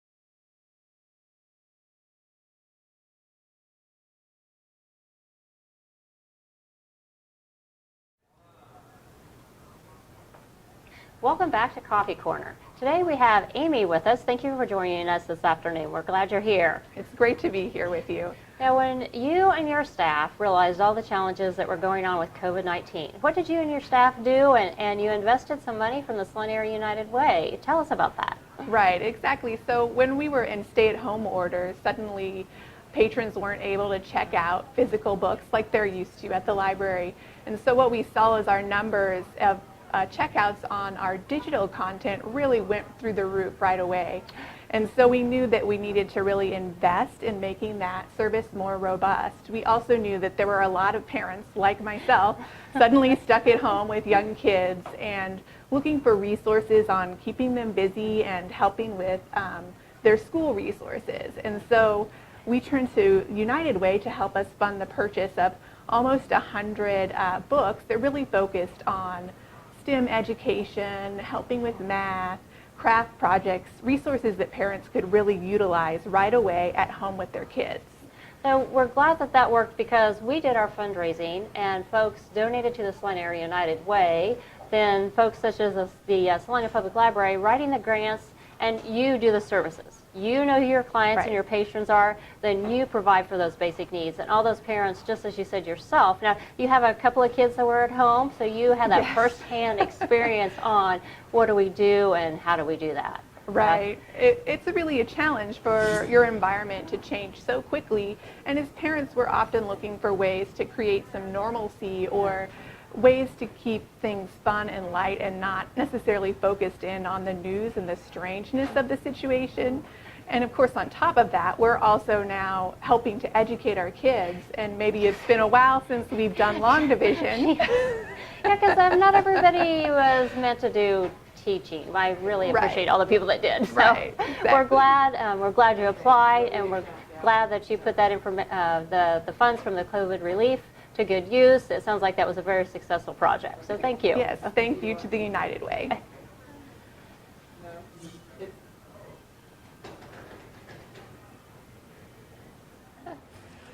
Okay, we are back. So I said earlier that it was 11:45 when we were ready for the drawing, but it wasn't time for the drawing. So here we are. Now it's 11:45. We're really doing the drawing. We got more names added to the bucket. We got a $25 gift card to Sanity Boutique. We kept Jessica around because, of course, it's way more fun when you have another person with you and you're not doing crazy shenanigans by yourself. So we are going to let Jessica draw for us for the lucky winner of this Sanity Boutique. So let me just give this a little shake. Okay. I can't draw it without a drum roll though. All right. And the winner is Nate. Woo! Nate! Please, I already know that's who that is because I know you've been watching and we appreciate all that you are doing to watch. Nate is with Communities and Schools of Mid-America, which are also have been grant recipients from our COVID fund and our Make a Difference fund. So Nate, Sanity Boutique, I know that you are looking for a new outfit. They have good guy stuff. So come in, pick this up, go down there, shop a little, get all your stuff, and so thank you. And now, if you wanna, can you take that for me? Thank you. Okay, so now we're just gonna go straight into the next thing. So we have a new guest here. We're gonna get him to come on in here because he's really excited and we're gonna really get excited about this. Okay, here he is. So, Jake Wise, branch manager, CAP Fed, board member, vice president, campaign chair, all the things. I could go on and on and on about all the stuff that you do here, but we only have a few minutes, so I have to stop talking, so you can stop talking. No, start talking. You can keep talking, that's perfect. Okay, so Jake is going to tell us about the campaign, because obviously what I have said is not enough. He has way more stuff to add. Talk about the campaign. Talk about why you are on the board. Share with us, why you have chose to be a part of the United Way board, why it's important to you, because people want to know that, so that we can get more people on the board. Okay? Yeah. All right, take it away. Well, the campaign actually kicked off today. We've got all of our businesses involved. It wouldn't be successful without our internal coordinators for each one of those businesses also, so we want to give them a shout out also. Woo! Yeah. One of the things that really drew me into the United Way is just really the impact that it has on our community. I think it's important that we give back to our community. And you'll hear from all the agencies that are talking today on how much it means. So we really want you to consider giving to the United Way because it has a huge impact within those agencies specifically. As far as me joining the board, it's one thing that, like I talked about, the impact and just volunteering for the United Way just kind of morphed into a bigger role within being a part of the board. I'm passionate about it. I try to put in the work for it. So I hope that, other people will kind of gravitate towards that same passion also. So Exactly. And I think kind of what we've mentioned, with the United Way, health, education, financial stability, those are three specific things, but when you really think about it, all of our agencies in the community, they're all encompassing into those three things. So if you're looking for a way to donate and find a way to contribute to, any agency, this is truly the way to do it, because we believe in funding agencies so that they can continue to do and provide the services that they provide and not have to worry about where their funding is going to come from. We take that burden off of them, which is why it's so important to have a campaign chair, a campaign committee, so that we can put on our campaigns and raise those dollars. Yeah. Do you have anything else you want to add? Why do you aren't from Salina? No, I'm actually from a small town called Cocker City, Kansas. Exactly, and then you lived in Topeka for a while. Correct. And you were a part of United Way there. Correct. So he just couldn't get away from United Way because he thinks that we're great, and I don't know why he wouldn't. So Okay, that's all we got. Okay. Okay, thanks for being here. If you haven't already come down to the United Way, 210 East Walnut. Food truck is out there, hungry, lunch is starting. We'll be heading outside actually here very shortly because we are going to get ready to do our Volunteer of the Year Award. So, perfect time to tune in or head on down, get some lunch, meet our recipients, and we're going to continue having a good time here. Thank you and see you soon.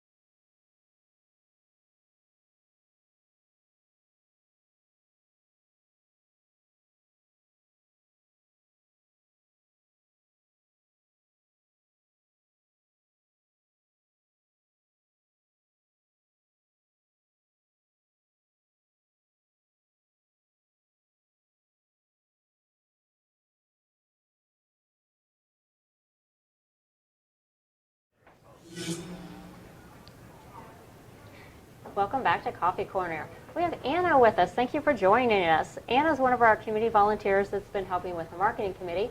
And we asked Anna just to share a little bit about what's going on with the marketing committee, what's the process, and how are you helping promote this year's campaign, Building Bridges Yesterday, Today, and Tomorrow? Yes, well, thank you for having me. So we've really been meeting as a team and talking about what can we do differently this year. We worked on the logo and the idea of building bridges. We went through lots of really great ideas before landing there. Yeah, well, and when you look at several marketing professionals in the room and all the different ideas that come together in the area of expertise. Now, your area of expertise, Salina Arts and Humanities. Right. So we're glad of that. Yeah, I think definitely what I bring to the committee is an artful eye and a creative kind of problem-solving thinking process. And the video, you were also in the video, so if anybody got to see our Building Bridges video, you were there holding signs, taking pictures. It was a lot of fun over in Oakdale Park. I was more behind the scenes for the video. You might catch a glimpse of me, but it's not not very right up front. Yeah, well, what's one of your favorite things so far about the committee, something that you've been to help with the marketing committee? So I love just getting together with other professionals. It's been great seeing the brainstorming process and the collaboration that's happening. Doing the logo and the video was really exciting to just see it all come together. And we appreciate everyone, whether they're coming in person, whether they're doing the social distancing, or they're participating by Zoom. Right.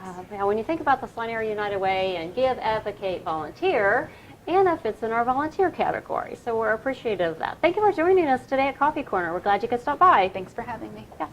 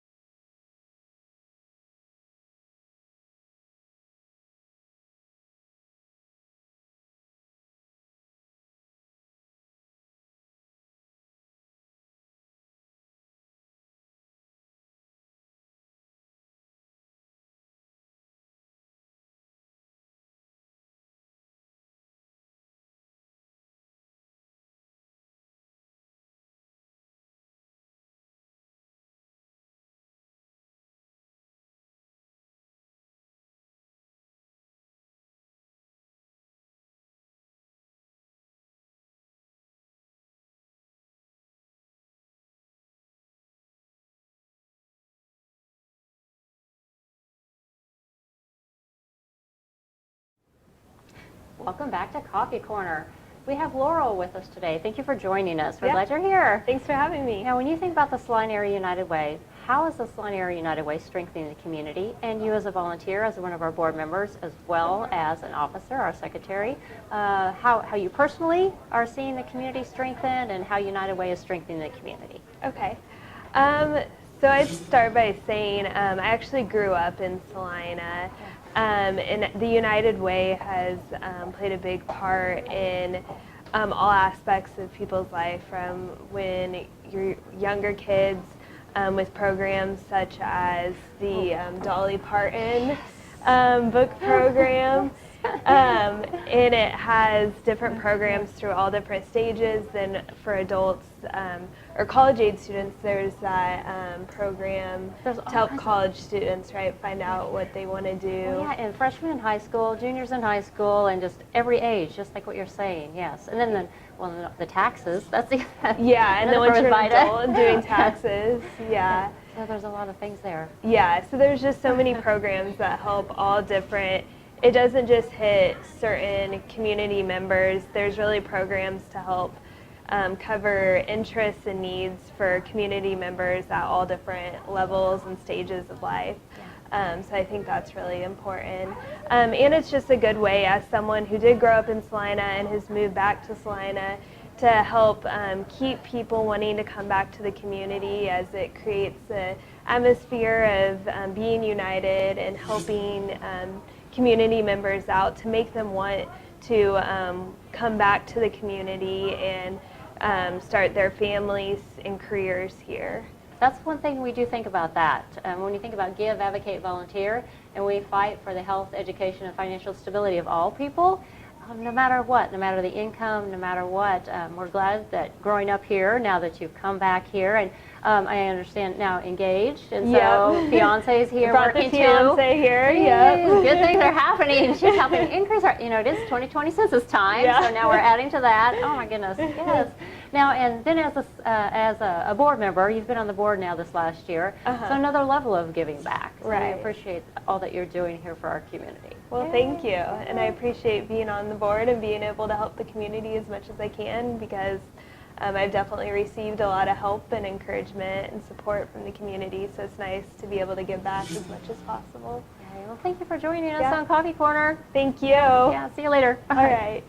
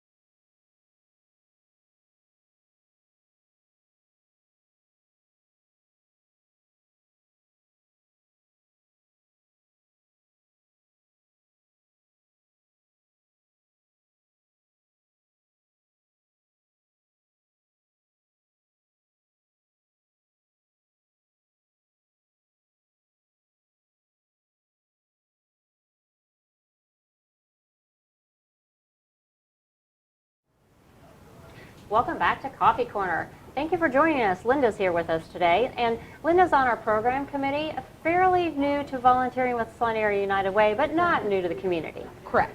Yeah. Correct. So you've been helping with the program committee, and the program committee, some of the activities we oversee, the Volunteer Income Tax Assistance Program, the ROAR, Raising Active Wild Readers, and a few others, but I'm going to go back to the ROAR because I know you and your family helped when we did some book sorting. Yeah. And tell us a little bit about what was that? How did that happen?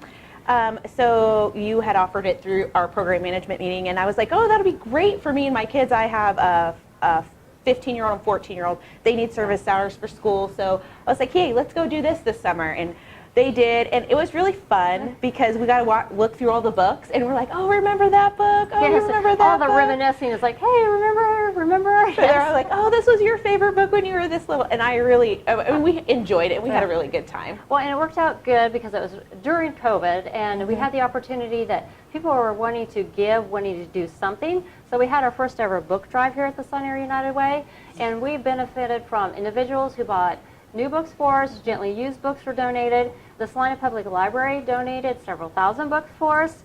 And when you have all these books coming together, and then throughout the summer through the Grab and Go lunch program at USD 305, we actually went in the same parking lot where they were giving out books and lunches, and we gave out over 2,000 books. Yes. So knowing that when people start donating books and you get 1,000 books in a room, just sorting them by all the different ages. I don't remember. It's like kindergarten and first and second and third and fourth and the kind of the junior high, and oh my goodness. It was fun. And my daughter, oh, I'm reading this book, and it's just, well, your daughter's an avid reader, I remember. Oh yes, she's an avid reader. Yeah. Well, we're glad that your kiddos can help with some of the volunteer things, and I understand your community and schools. Yes. How does that relate to? Our goal in education is increasing the graduation rate. How are you helping increase the graduation rate?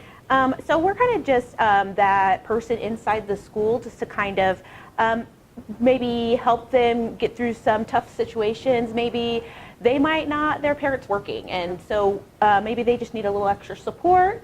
And so we're kind of just there. We have a caseload of kids that, just need us a little bit more than maybe others. And we provide food, snacks for everybody at Central for my program in Lakewood.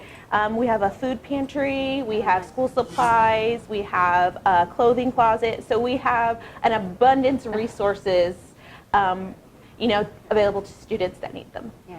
Well, that's good because you never know who might have the question. And I'm sure your office is kind of centrally located, so if kids need to pop in and out, you have a good relationship then with the students, a good relationship with the teachers and the parents. Yes, and it's a very good program. We've been there about 6 years. So at least at Salina Central, we've been there about 6 years. So it's great. It's a good thing for kids because they can just, no judgment, they can come through the door, they need a snack real quick just to get them through the day. Well, and that kind of overlays into our other, when you think about our other goal of health, decreasing risky behaviors, and then with financial stability, that all people are financially stable. So helping with some of the things like the food or the clothing, and then if you're there to listen and have that conversation with them, hopefully that will give them some of the self-esteem, help them understand the values, and that you're there to listen. Maybe they'll make some better choices or have a conversation with you about the choices. Yeah. And having that. And were you, this summer, you were probably busy with kids and family during all of COVID, so you could appreciate the fact of having another adult helping. Oh yes. It's always nice to have that, or a second, I always call it a second set of eyes, because sometimes you might not be seeing it in a different realm. Yeah. So. Well, that's great to hear from you, and congratulations, communities and schools, and thank you for stopping by Coffee Corner. We appreciate it. Perfect. Nice to see you.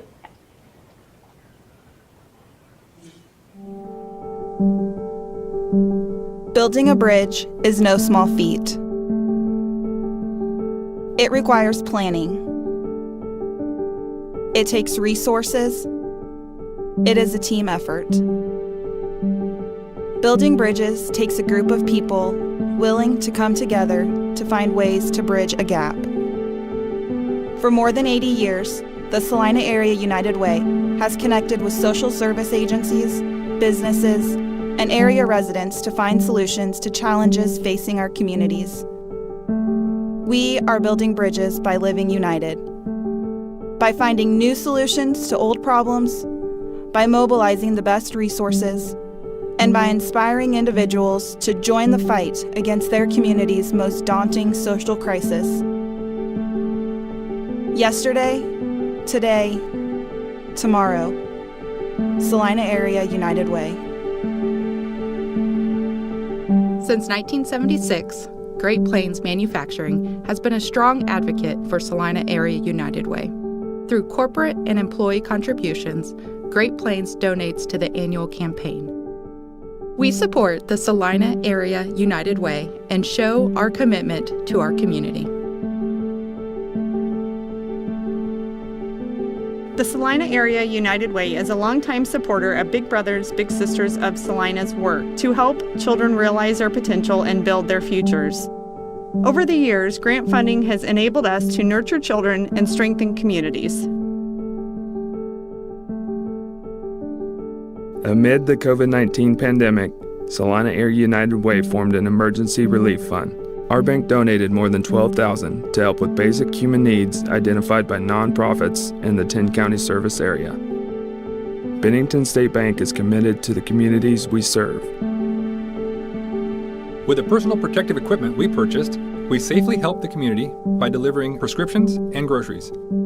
The deliveries were to help out COVID-19 high-risk individuals.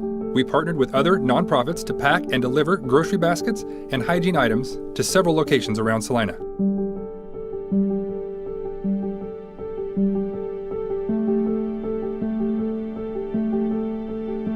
The Salina Area United Way is committed to making a difference in the lives of our youngest citizens. Over the summer, volunteers use the Community Action Mobile Outreach, or CAMO, van to deliver books. More than 2,300 children's books were distributed to 5 USD 305 summer media sites, 4 city parks, and 3 little libraries across Salina, all as part of our Raising Active Wild Readers program. One important thing we can do for our kids is to get books into their hands. Going directly to the children at the grab-and-go lunches allows them to personally select books, encourage learning, and inspire imagination during the summer. Book donations during the book drive were vital to Salina Area United Way's initiative to improve early grade reading proficiency.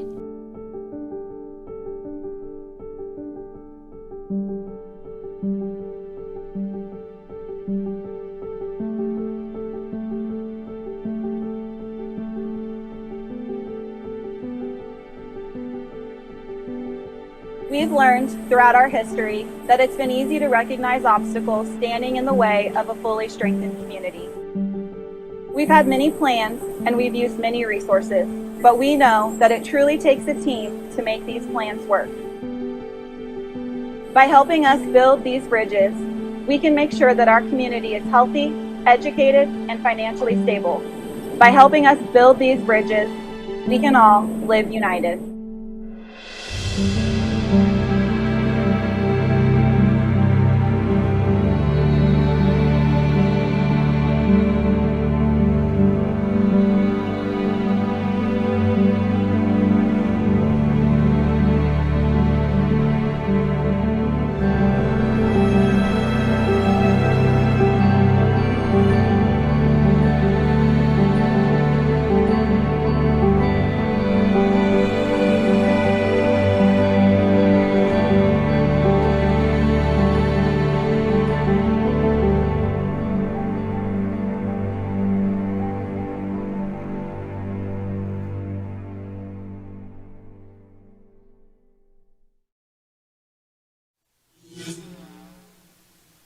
Okay, so we are back, and you get to see a whole different view now.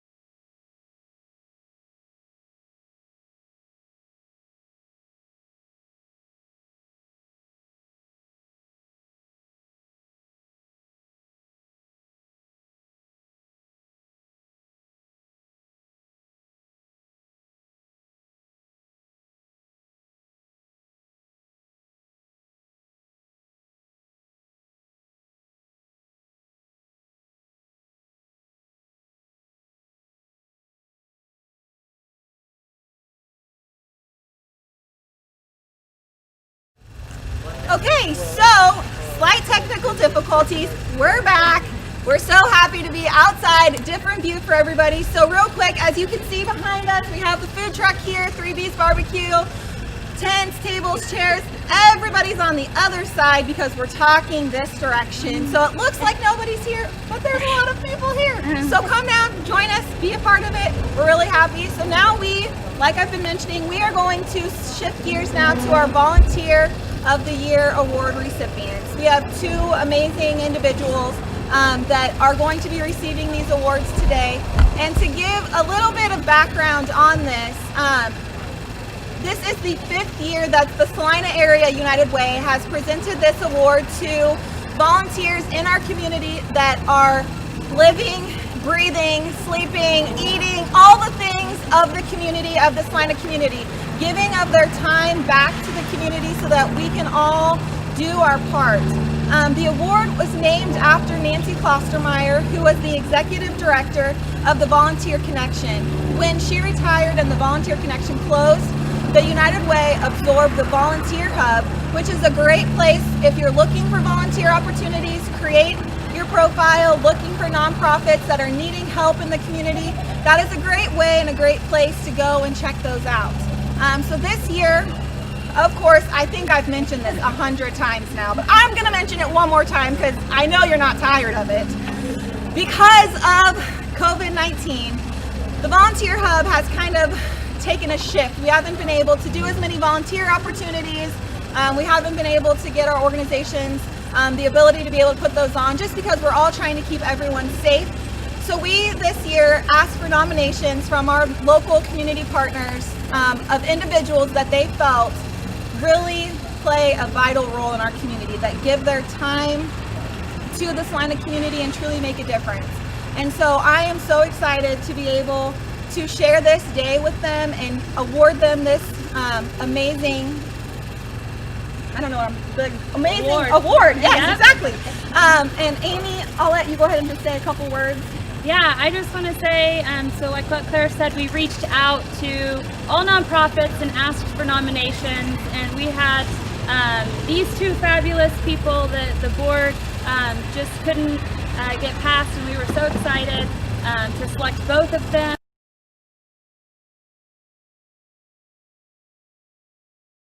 Getting a $500 award for doing such great work in the community, and so here we are. Perfect. So I'm going to go ahead and read a little bit of information about both of these individuals. So on my right here, we have Dr. Ken Guest, a native of Coffeyville, Kansas, and the oldest of 4 brothers. Dr. Guest graduated from the University of Kansas in 1970 with a degree in chemistry. He married his wife, Susan of Salina, then served 4 years as a U.S. naval officer. After service in the Navy, he attended the UNKC School of Dentistry, graduating in 1978.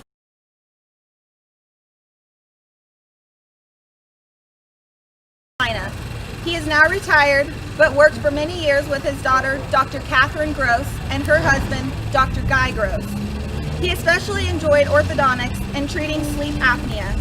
Dr. Guest's community involvement has included the American Cancer Society, YMCA, American Business Club, or AMBUCS, St. John's Lutheran Church as a council member and assistant minister, and First Bank Kansas past board member. He is a lifetime qualified member of the Crown Council, a nationwide group of leading dental offices.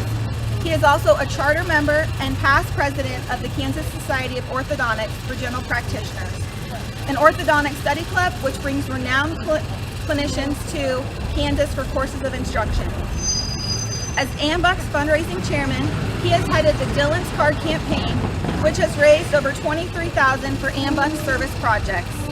This year, he put together a successful GoFundMe campaign to ensure Skyfire 2020 would continue despite the pandemic. Dr. Guest enjoys his 6 grandchildren, exercising at the YMCA, and playing pickleball. He and Susie like to travel, and he enjoys working with audio and video equipment and computers. I am happy to present Dr. Guest with the Volunteer of the Year Award. Yay! Woo!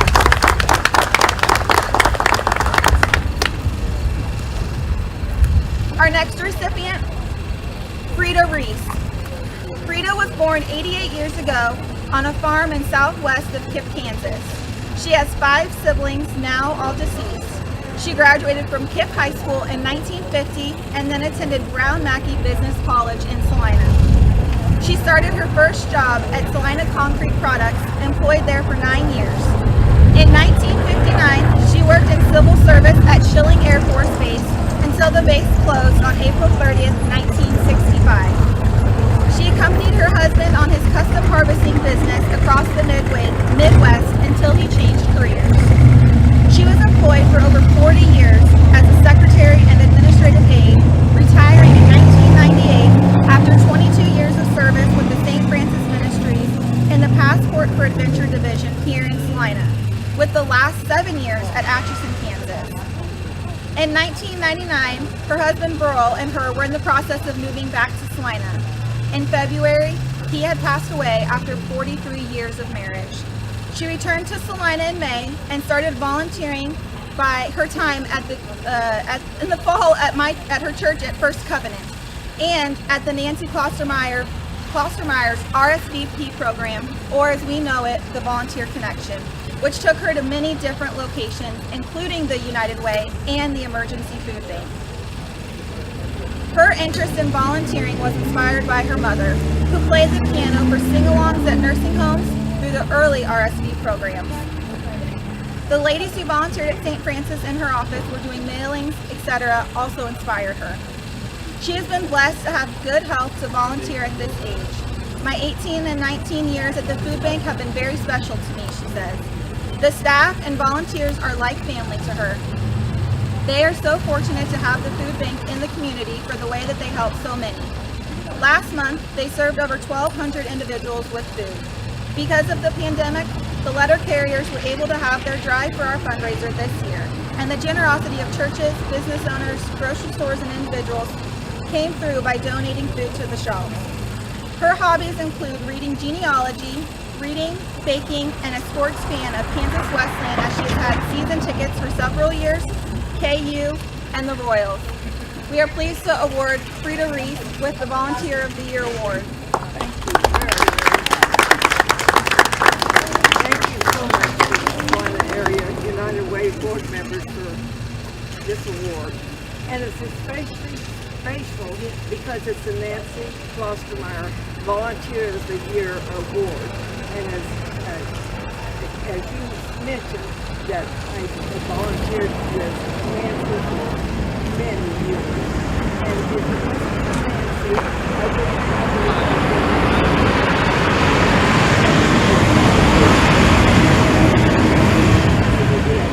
and like you said, 18 years later, I'm still there volunteering. I'm still there volunteering every week for a few days each week. And I want to thank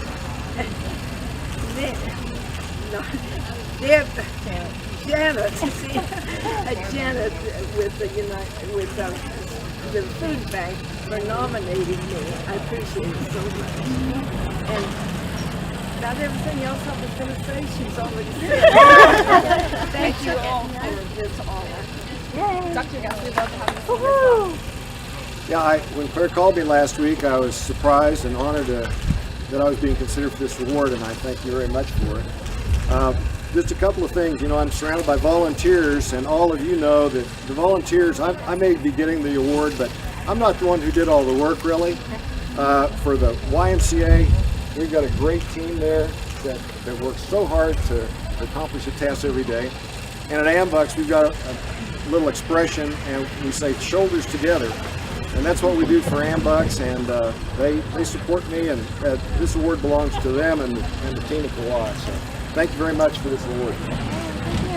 Thank you, everybody, and we are going to take a slight little break for just a second to regroup and get back in where we need to be. But if you haven't heard, we have a food truck. We have all things going on down here, and we'd love for you to stop by. Food truck will be here till 2. So there's plenty of time left to stop by and tune back in here shortly to see what we have coming up next.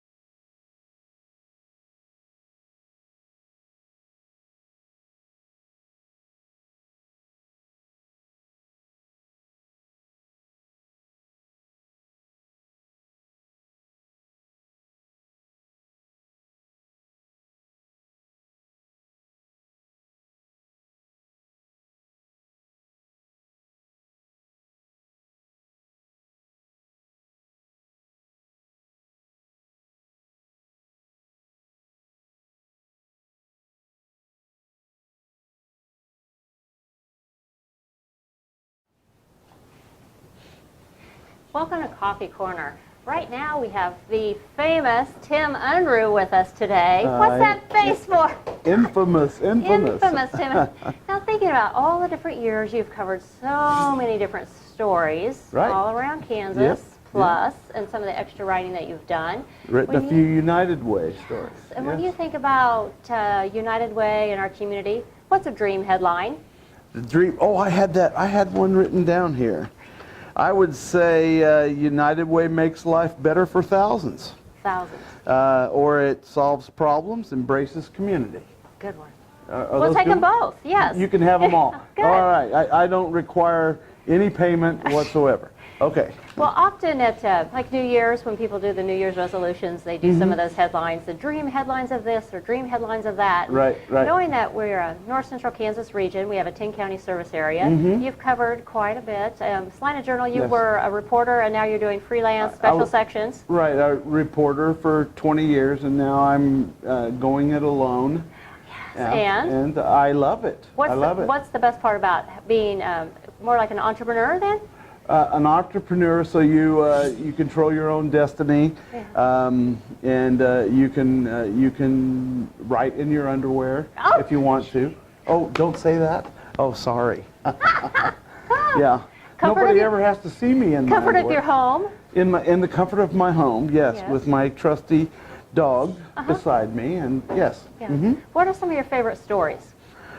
Any story about people. People? Yes, people, and helping people. Yeah. And that's what we have in common. You and I both are in the business of helping people. I like to make things better. I like to make a difference. One of the things I say to my husband Michael, what did you do today? Yeah. How many lives did you save today? Yeah. And how did you make a difference today? Yeah. When you think about every day, why do we do what we do, and who we connect with, even though COVID's going on, even though there's a pandemic going on, how we get out and how we laugh and smile and connect, and even though we can't connect as much in person, how do you find yourself connecting with your readers or connecting with your fans and all?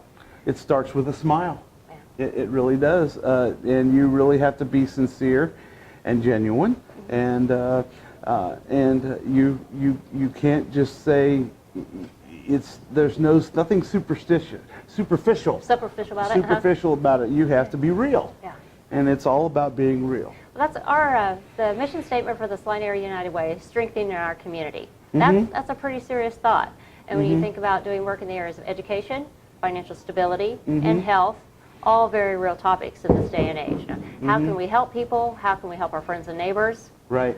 I think you have some personal experience with that. You've helped people, and people have helped you. Anything, oh yes, I mentioned I had in January the 10th of 2017, I fell ill and I became septic, and my family was in the Salina Regional Health Center in a conference room making end-of-life decisions for me. Very emotional. It was a very emotional thing, and there were people, and it didn't bother me that there were people leaking out that they didn't think I was going to live through the night and things like that, and they were going to amputate a leg, and a lot of it was because I was a bad boy. I didn't watch my weight and things like that. So, but this community really embraced my family during a dire time of need. Yeah. And so that is in the essence of the United Way too, is they help. And this community is known for reaching out to people and getting people through bad times. And I don't think I would have been able to do it without this community. Well, knowing we couldn't physically be there, it was a pretty serious situation that your health was. But rallying, how people get together now, like Facebook Live groups, and just even groups. There's the Salina Journal Forum of Employees, and things like we're checking up on each other, and who knew what, and how so-and-so doing, and even people, if they move out of state, how you can stay connected with them. Right. That regional touch and that regional feel. And technology is a wonderful thing now. Do you have a favorite, like the phone, the computer for you? Are you still the good old laptop? How are you communicating as a reporter? As a reporter, it's probably got to be the phone. The phone, yeah. Oh good. yes, and I have a very loud voice. It's a booming voice. Yeah, yes, it is a booming voice. There's probably somebody turning down the volume as we speak. But that's just the way I am, and I think a lot of it maybe because of my hearing, it's not so good, so I speak louder. I don't know, but the point is that I was pretty well known in the Salina Journal for some of the phone conversations I had. Yeah. Well, the camaraderie and your neighbors at the desks also, and then the connections in the community of the stories that you covered. Yeah, newsrooms were always meant to be loud. Loud and, boisterous, that sort of thing. Yeah. So. Well, other connections, I noticed you wear your airport hat a lot. So the pride in, that was one of the stories you covered the Salina Airport Authority quite a bit when you were there. Yes, yep, so and I still do. So you still I write on a freelance basis for the Airport Authority, and there's so much going on.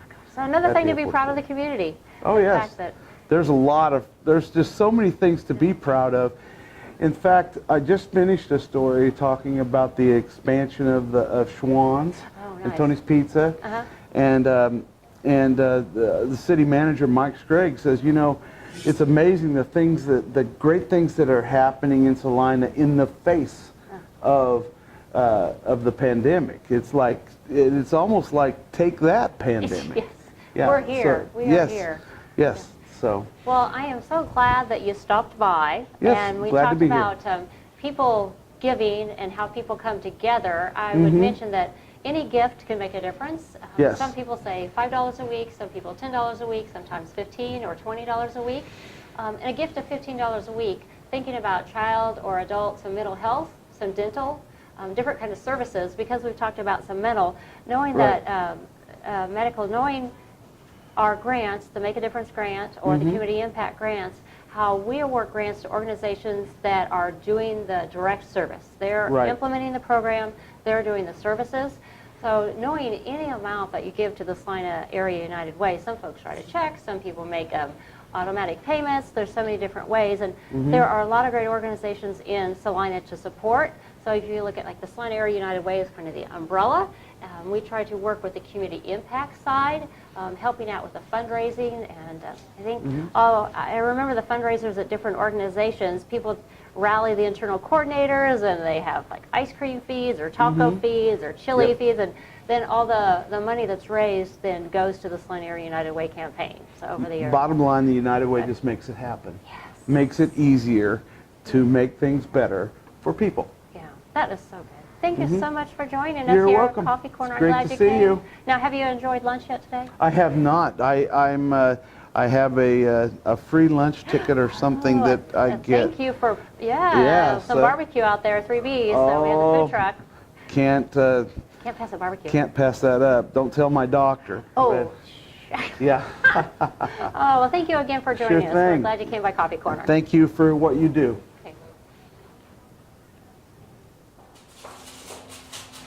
Okay, so we are back inside. Thank goodness, kind of, because I'm a little warm out there. We are here for our next drawing. So Amy's here with me to help pick the lucky winner of this Martinelli's $25 gift card. Who's it gonna be? No drum roll this time, I guess. All right, Lord, the famous. Yay! Okay, so feel free, stop by, come on down. If you haven't been down, maybe you're outside and I just don't know it because I'm inside. But if you're seeing this, come inside, get your gift card, go out to eat tonight because you might not have had any dinner plans. So there's that. Okay, and I'm going to hand this off real quick like. Okay, so real quick, let's reiterate what's going on outside because I haven't told you enough of what's going on. Food truck still here, 3B's barbecue, here till 2 o'clock. We are at 12:45, so hour 15 left of this amazing program. And if you're just now tuning in, you still have plenty of time to see what's going on. If you're just tuning in and you want to know what already happened, you're in luck. You can go back and view it and see what's going on, and it'll be great. We have one more drawing left, so be sure if you still want a chance to win that. Let's see, what have we done so far? We've done Blue Sky, Sanity, Boutique, and We just did Martinelli. So that leaves Expression, Salon, and Spa. So if you are needing to go get done up, hair did, all the things, maybe sauna, that'd be the perfect time to tune in so that you can be entered to win for that gift card. Okay, so now something new that you haven't heard today yet. We are going to talk about our board of directors and the strategic plan for the Salina United Way that took place last fall. Yep.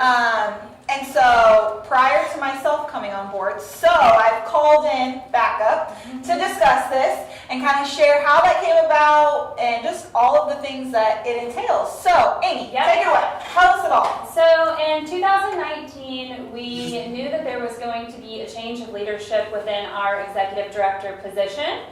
And the board also took a good look at our funding strategy and realized what we were doing was not sustainable for the long term. And so we thought, what a perfect opportunity to sit down and really do a thorough, thought-out strategic planning process. And so what we did is we hired a consultant, and as a board, we had full-day study sessions where we were brainstorming. We did individualized or small group sessions and put together 5 core strategies or goals in order to better our organization.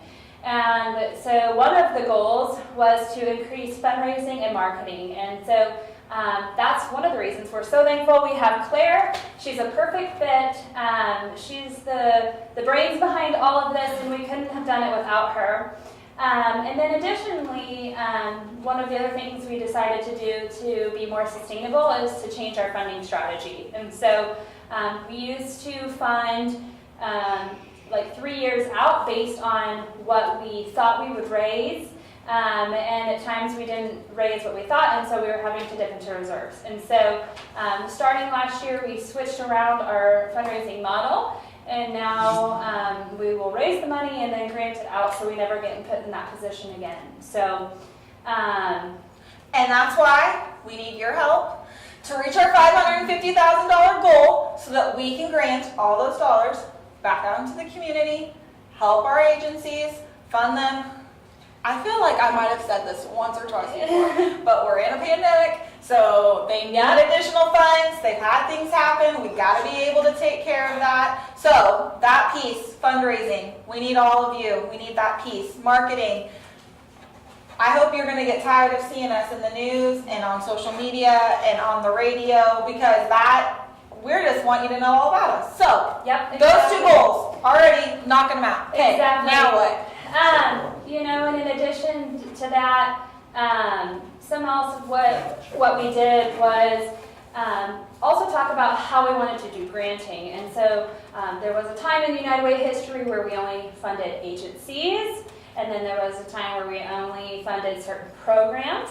And we are now just trying to be open and receptive to whatever the community needs. So if that is funding programs, if that is funding agencies, and then as well as doing our own programs that we have as well. So really anything we can do to connect all aspects of our mission, any way that it needs to be done in whatever case that may be, really do that. So I think I've mentioned this, and I really touched home with it. If you didn't hear our radio interview last week with KSAL, we really talked about our nonprofits in the communities and how much they rely on the United Way and the funding that we provide them. And we really want them to just feel that sigh of relief. We want them to feel, okay, we're here providing services for our Salina community. We're experienced, we have the knowledge, we know how to provide the community with what it needs through our services. We don't want them to have to think, though, where am I going to get these funds? How am I going to pay my staff? And a lot of the services that these agencies provide are provided through staff time, spending one-on-one time with individuals, with families, things like that. And so sometimes I think that we forget that we just want to fund maybe new programs. Yeah, new is exciting, and we are always open to new programs. But we have so many great programs. We have so many great agencies providing so many great services. Why would we not want to sustain them? Yeah, and you know, kind of thinking about, we created the COVID fund back in March when that really started, and we did 33 different grants, over $105,000. Then we were making difference grants. We did over 6 grants, or we did 6 grants of 50,000.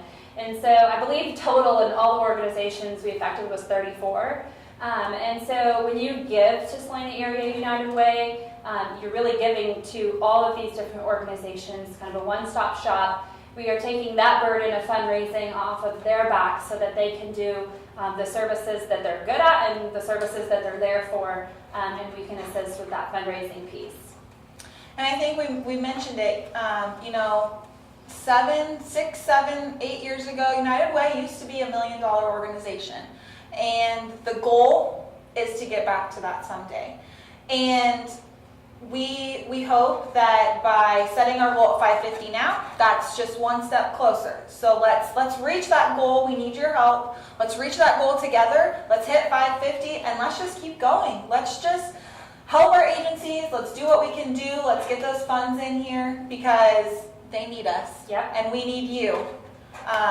So give, we've got 3 ways, 4 ways, 5 ways, who's counting? So Lots of many, ways. so many. I mean, we make it as easy as possible for you. Text 2020 campaign, one word, to 41444. You can donate online at unitedwaysalina.org. You can drop off a check. We've got pledge forms. Your workplace campaign, that's going strong, so be sure and sign up for payroll deductions to Salina Area United Way. Am I missing any? I don't think so. You might see some different posters and things at your businesses that have QR codes on them if you want to use your phone and donate that way, another simple way. If you'd like to get some of those posters put at your office, feel free to reach out and we'll be glad to get those to you. Okay, so I think we're going to take a slight break. Something's going to happen. We're going to put some slides on or something. I don't know. I'm just here talking and gabbing and doing all the things, and somebody else is running the backside. Actually, hang on. Let's talk about this. Okay. Something just came to me. Oh, Lord. Okay. Let's see what it is. It's not bad. It's not bad, I promise. Okay, so you all have been streaming this all day long. Facebook, YouTube. But we haven't mentioned this because it's just kind of started to come to light. Salina Media Connection is here. They have been working so hard today for us. We are so grateful for them. Everything that you're seeing is because of them. They have been here spending time with us, getting cameras set up, making sure that the streams are working. They've put it on their channels as well. So Salina Media Connection, if you want to check out their channels as well and see what they've been up to, that's a perfect opportunity for that as well. So I just wanted that. Yep. I haven't mentioned them today. I don't know why. I'm thinking I'm sleeping. Or there's just been so much going on. Yes, the tent. So if you haven't been here yet, we do have a tent outside.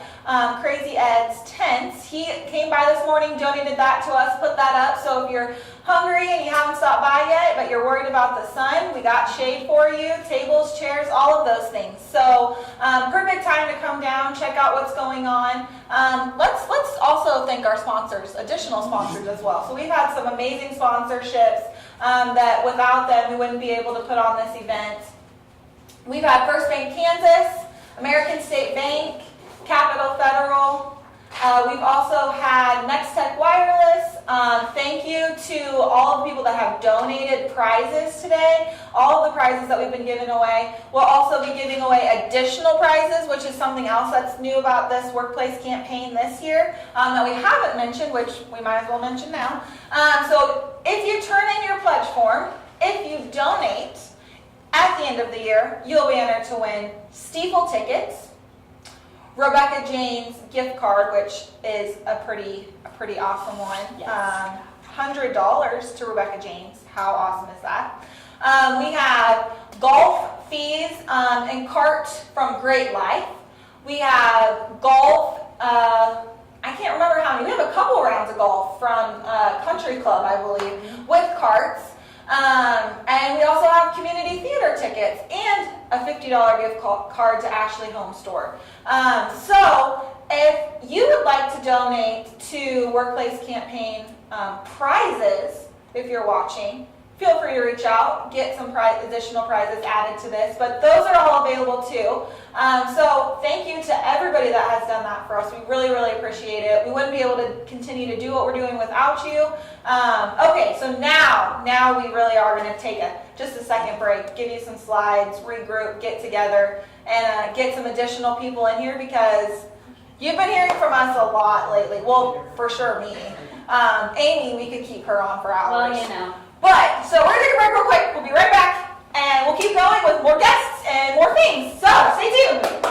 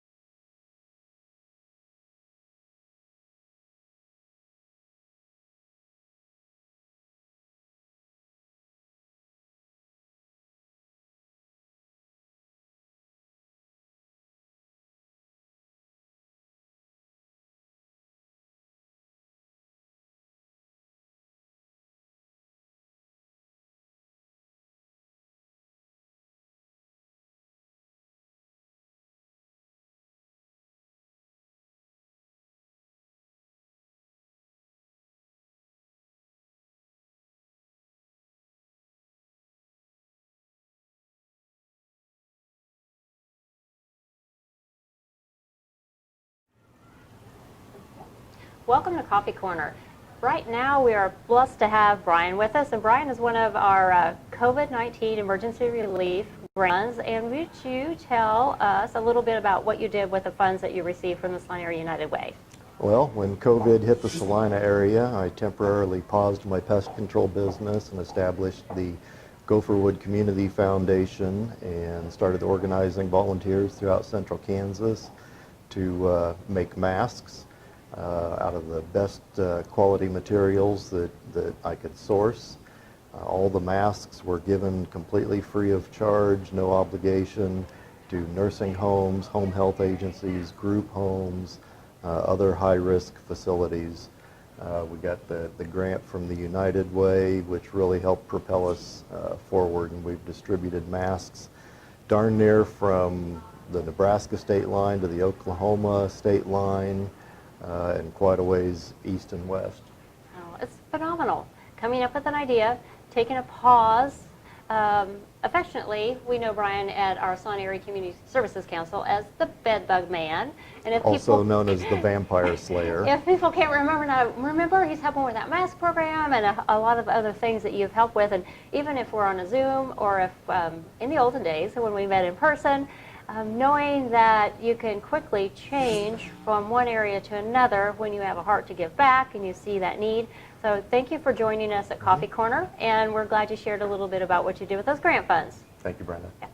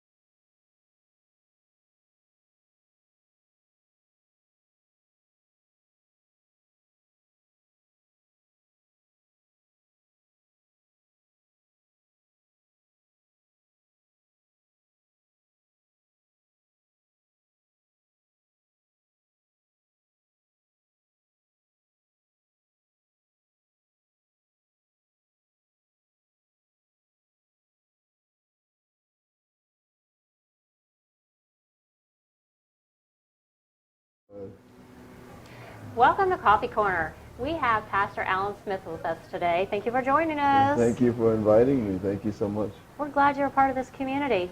I'm glad to be a part of this community, to be honest with you. People like you, all the things that you do. We try. We Yes. try. But it takes partnerships. It takes people like you and people like United Way to be able to do the things that we do. So we don't do it by ourselves. We do it with a lot of help. There's little things like sharing resources, sharing the bus for a while, our Yes, Camelman yes, Community yes, Action yes. Mobile Outreach. So that was with Salina Area United Way and with St. John's Missionary Baptist Church, Salina Family YMCA, and who else? Oh gosh. Like four or five others? Well, I think you got it, but I think the emphasis is just, Yeah. you know, you start listing people and tremendous partners in the community and tremendous individuals that make things happen. So, yeah, I'm happy to say we do a lot of things, but I also know we don't do them by ourselves. Yeah. So, you know, it's great partnerships like the Y and the library and yourselves and others that just allow us to do what we do. So I'm really happy about This that. summer, yes, and you know that feeding kids and health and the hungry was huge, and we've had conversations about food and feeding people off and on over the years. The library, that was a great opportunity. They're kind of neighbors, and to be able to help them with lunches during the COVID and the shutdown and the drive-through. Yeah, it was just one of those things that out of the circumstance of COVID, the need to feed, you know, kids were no longer able to go to school, and some of them were home, and parents had to go to work, and, you know, kids couldn't be over the stove. You know, they could be, but it'd probably be dangerous. Yeah, it would be dangerous. But no, we saw just an opportunity again. That was a new partnership for us. Lisa Newman and the library, they were really ecstatic when we came to them and said, hey, I got this crazy idea. You know, while you're giving drive-through, they're picking up books. How about they, you know, be able to pick up meals as well? And it went over, you know, tremendously, and so we were able to meet a need. And so, but again, it's just a matter of us identifying people who have the same heart and the same willingness to help kids, help parents. And so that's the thing that really drives us, and it's people again who help make that happen. So we're excited. Well, and your staff, your volunteers. Oh wow! Some of your folks have been on our grant committee. Some have been on our program committee. The fact that the outreach, and now your involvement with Kansas Wesleyan University, to realize and recognize the need in the community, and how else can we help people? Yes, you have your structure. This is our church, but the congregation is. Well, Brenda, the congregation for me is Salina, Kansas. Yes. Salina is my congregation. Our congregation, we are an outreach church, and we take people who come from different walks of life. You know, we started out with Katie Platten and all the wonderful ladies from Catholic Charities, and we've added others. We did a partnership with them. We still work with the Y. But, you know, really, when we reach out, it's never because it's a member of our church. It's just because it's a need.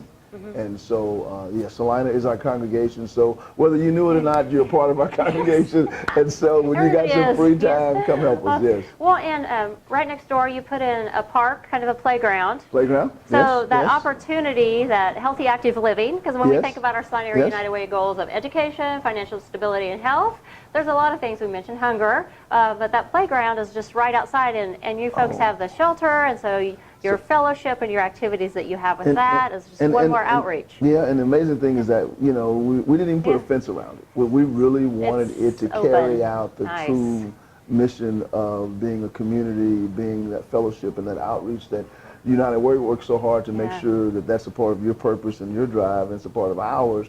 And so when we put that space, sort of a safe space, a play space for the kids, and adults can bring their kids, then it will again echo that same vision that you have, and the same vision that we have is to be that type of organization where young people and parents can come and say, hey, here's a place where we can go. It's safe for our kids to go. There's a picnic area where we can fellowship and hang out and just enjoy our families.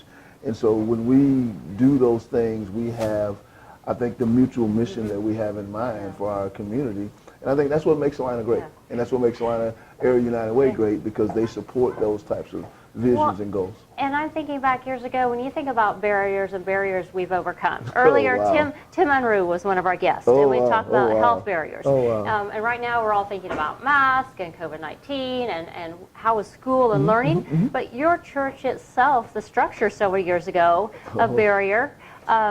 You get a phone call that you hope you never get. Yeah, I get that phone call that like, says the church is on fire, the church is on fire. And not in a good way. No, not with not like the the gospel and the Lord. It was flaming, unfortunately. actually, that was so sad. But you know, So be honest with you, out of those moments come great things. Out of what seems to be a disaster becomes an opportunity. And so what I saw, I was new to the community at that time. What I saw was the community come together and rally around our church. And it just gave me a small glimpse of what Salina is really all about. The opportunities? Yes, yes. I think that was just my introduction to a community that has a big heart and a community that has tremendous willingness to roll up their sleeves, come along beside the congregation and said, hey, we're going to help you. And people that I didn't even know, people that I had never met. I'd only been here 6 months, so I didn't know most of the people. But you know, St. John's had already had, an identity in the community, but it was raised to a whole new level. But I did say from that, out of fire, God did some great things. And so you and I got a chance to do some things together. And so, we continue to do that. So, but that's a part of who we are. We have ideas, and maybe we agree to disagree. Right. And then somebody else has an idea. Then we move something forward. Right. And I like that, that respect that we have for each other, and we work together on the Camp Hype, and there were some other projects and programs that we worked on together. Yes. It's like, give me a call, or who has an idea, or I know he knows somebody, so I appreciate you taking my phone call. And you're good at that. And you're good at that. I commend you for the willingness. I mean, you're almost like a conduit, a collection of just connecting me with people, connecting us with people. And so, Brenda, I have appreciated that relationship over the years. If I don't know, pick up the phone, call Brenda Gutierrez of United Way, and we know that if she doesn't know, she knows somebody who knows, and she can put you in the connection with the right person. Perfect. Coffee corner. Thank you so much, Pastor Thank you so much. Alan Hey, you Smith, have a for joining us. great day. Thank you. With United Way funds, we were able to purchase dry food commodities for our homebound seniors that have limited access to getting out of their house or have limited friends that are able to go out and purchase things for them. Senior Services used all the funds to supply approximately 225 homebound seniors with dry food commodities. The commodities included dried beans and noodles and personal hygiene things, canned meat, anything that they couldn't get to the store to get for themselves. We did receive a lot of phone calls, cards, and letters from different seniors that were very grateful for the delivery of the dry commodities. But one item that is going to especially stay with me forever is this Indian woman that a man gave me. He wanted to pay something, insisted that I take it, and I will keep this with me forever. Put on some comfortable walking shoes, and let's go for a walk. The Born Learning Trail turns everyday activities into learning moments. The trail is a series of 10 interactive signs which offer fun, active learning activities for young children and for their families. The Born Learning Trail helps parents, caregivers, and our community create quality engagement opportunities when visiting Salina's Oakdale Park and Kennedy Park. The Salina Area United Way goal for health is to increase healthy behaviors. Also take a portable Born Learning Trail with you. The portable trail is perfect for child development and daycare centers, for preschools and volunteer events. The portable trail contains 10 corrugated plastic signs. They can be used indoors and outdoors. They each have their own stand that's great for indoor or outdoor use. Find a tree. Look at it up close. Does the bark look hard or soft, rough or smooth? And get active. Pretend to move like an animal. Walk like a duck or jump like a frog. Each sign along the path is printed with a unique and playful, engaging activity based on early learning outcomes. sponsored by the Salina Area United Way and Heartland Early Education. Enjoy the Born Learning Trail in Oakdale Park and Kennedy Park, near the park playground equipment. The Salina Area United Way partners with FamilyWise to provide access to affordable prescription medication in order to ensure greater health and financial stability to our community members. FamilyWise helps people nationwide. FamilyWise Pharmacy Savings Cards, they're free to people and there's no limited prescription drug coverage. FamilyWise Prescription Savings Cards really are free to everyone, kind of like a coupon. Use it as often as you want, regardless of your age and regardless of your income. It reduces cost. You just show the card every time you come in to get the lowest prices, wherever you are. It's just a little card on the bottom, and you take that with you wherever you go. No registration, no eligibility requirements. It covers FDA-approved prescriptions and medications. The savings of the average of 45%. It's accepted at major chain pharmacies nationwide. You can download the card and print your own card at familywise.org. You can also text FAMILY to 700-700 and get a card on your phone. Download the FamilyWise app from the Apple App Store or Google Play. To start saving with FamilyWise, show the savings card at your local pharmacist wherever you get your prescriptions filled. The discount will automatically be applied to the retail price of the drugs. These grant funds have been put to great use here at Salina Family Health Care Center, and it has assisted many families in the community with food. We once had a patient tell us that she had decided... The Salina Area United Way partners with FamilyWise. These grant funds have been put to great use here at Salina Family Health Care Center, and it has assisted many families in the community with food. We once had a patient tell us that she had to decide between paying a bill or buying food for her family. So the grant came into play by buying her food, and she was still able to pay her bill. From the months of April to August, we have assisted the community with 21 food vouchers. This can range from $50 to $100 in food for each family. A specific example of the food voucher grant that has been put to use here at Salina Family Health Care Center is a family of a single mom with multiple children. She worked long hours and already struggled with affording food. She suffered from a catastrophic health event and was out of work. And so this food voucher really helped her get over the hump and allowed her family to have good, nutritious meals while she was healing from her health event. Okay, we are back.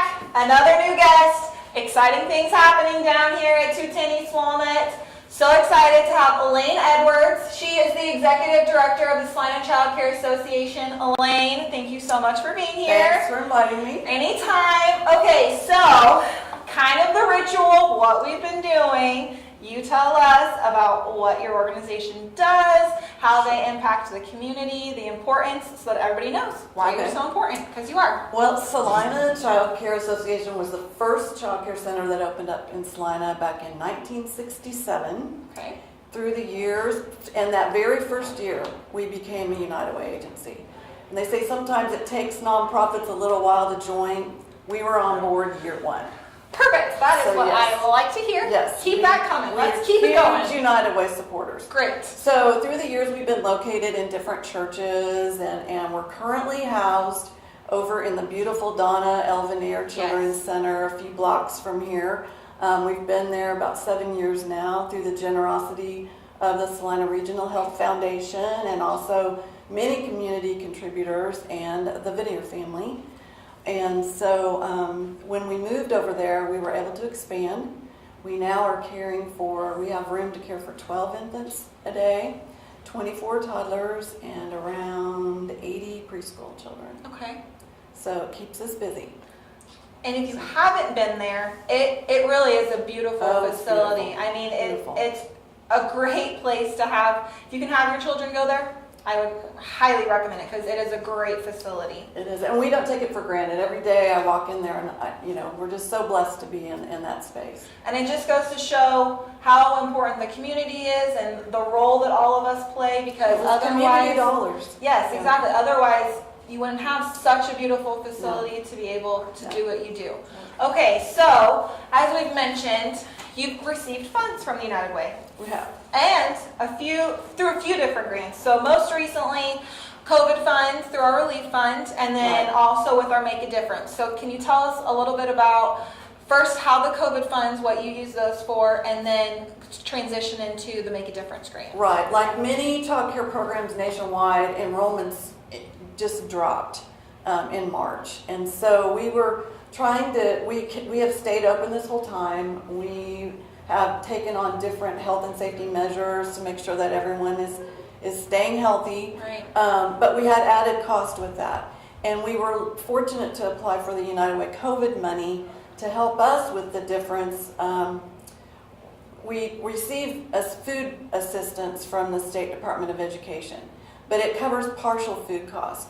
And in the past, then we've had the fees that are coming in to make up the difference. Well, the fees, everybody, it kind of dried up there for a while. We still had children coming and we were feeding, and so we used our COVID money to make up the difference between what our food costs were versus our reimbursement. And so without very that, helpful. you would have had to dip into probably a different pot or something else in your budget. And there's not a lot. Most child care centers don't have a lot to dip into. So yeah, that was a struggle. But that was the first COVID grant that we've received to help us get through all this. And so it was so appreciated to kind of get us on our feet. We are so glad we could do that. Yeah. Okay, so now Make a Difference. You received a little over $7,000, I over believe, $7,000. through that grant that you Right. applied for. And Right. what did those dollars go to? Our goal is so that children that leave our program are successful when they enter kindergarten. Okay. And so through that, parents are the most important partner with child care staff. And so we're focusing on how do we help parents learn when their children are preschoolers the importance of parent-teacher conferences to staying connected to school, family. And so we try and build that school family in our program. So we have parent-teacher conferences twice a year, just like they do in the school system. And so parents learn what they need to say. What questions do I need to ask? Staff share how their children are doing. We're assessing them developmentally to see, what areas do we need to work on for them to get ready to go to school. So our United Way dollars are going to be used to help the parent-teacher conferences, the staff costs, because they happen in the evening, so it's overtime for our staff. And then also, what kind of training do our staff need? So that we stay on top of what are the trends in education? What can we do so that all those children that leave our building are successful? Okay, so real quick, let's talk about community impact grants. So in 1819, Salina Child Care Association received funds through that grant as well. Can you share just a little bit about that as well for us? That was a school readiness partnership with the Martin Luther King Child Care Center and the YMCA. The three of us partnered together for several years with that grant. We all were meeting, we were focusing on what are the best assessment tools to use, what activities can we do to enhance parent meetings, things, and so that's what we used our dollars for. Okay. So I would just like to really reiterate what you said about needing to pay staff salaries. I think so many times we just think programs, new programs, let's do all these things. But we have to remember, we have to sustain what we have. Thank you. And a lot of what you are doing is staff time. It you is have staff to time. pay people to be able to provide the services that you offer. So that is why your donations are so important to the United Way and make a difference so that we can fund agencies to keep their staff well paid, to provide the services, to do the jobs that they are doing, because that is what the point of your organization is, and we need to not forget that. young children need consistency in staff, and so 85% of our operating budget is staff. And we I know I need those mentioned relationships. exactly, and I know I mentioned this morning. Brain development, birth to age 3 to 5. Is the crucial Huge. time. So it's so important to have It is. good people providing your services to our children at that time. It is. Okay. Thank you so much for Thank being you for here. having I us. appreciate it so much. Well, thank you to the And United Way. Thank you. And so we'll be right back with the next guest, and stay tuned. Oh.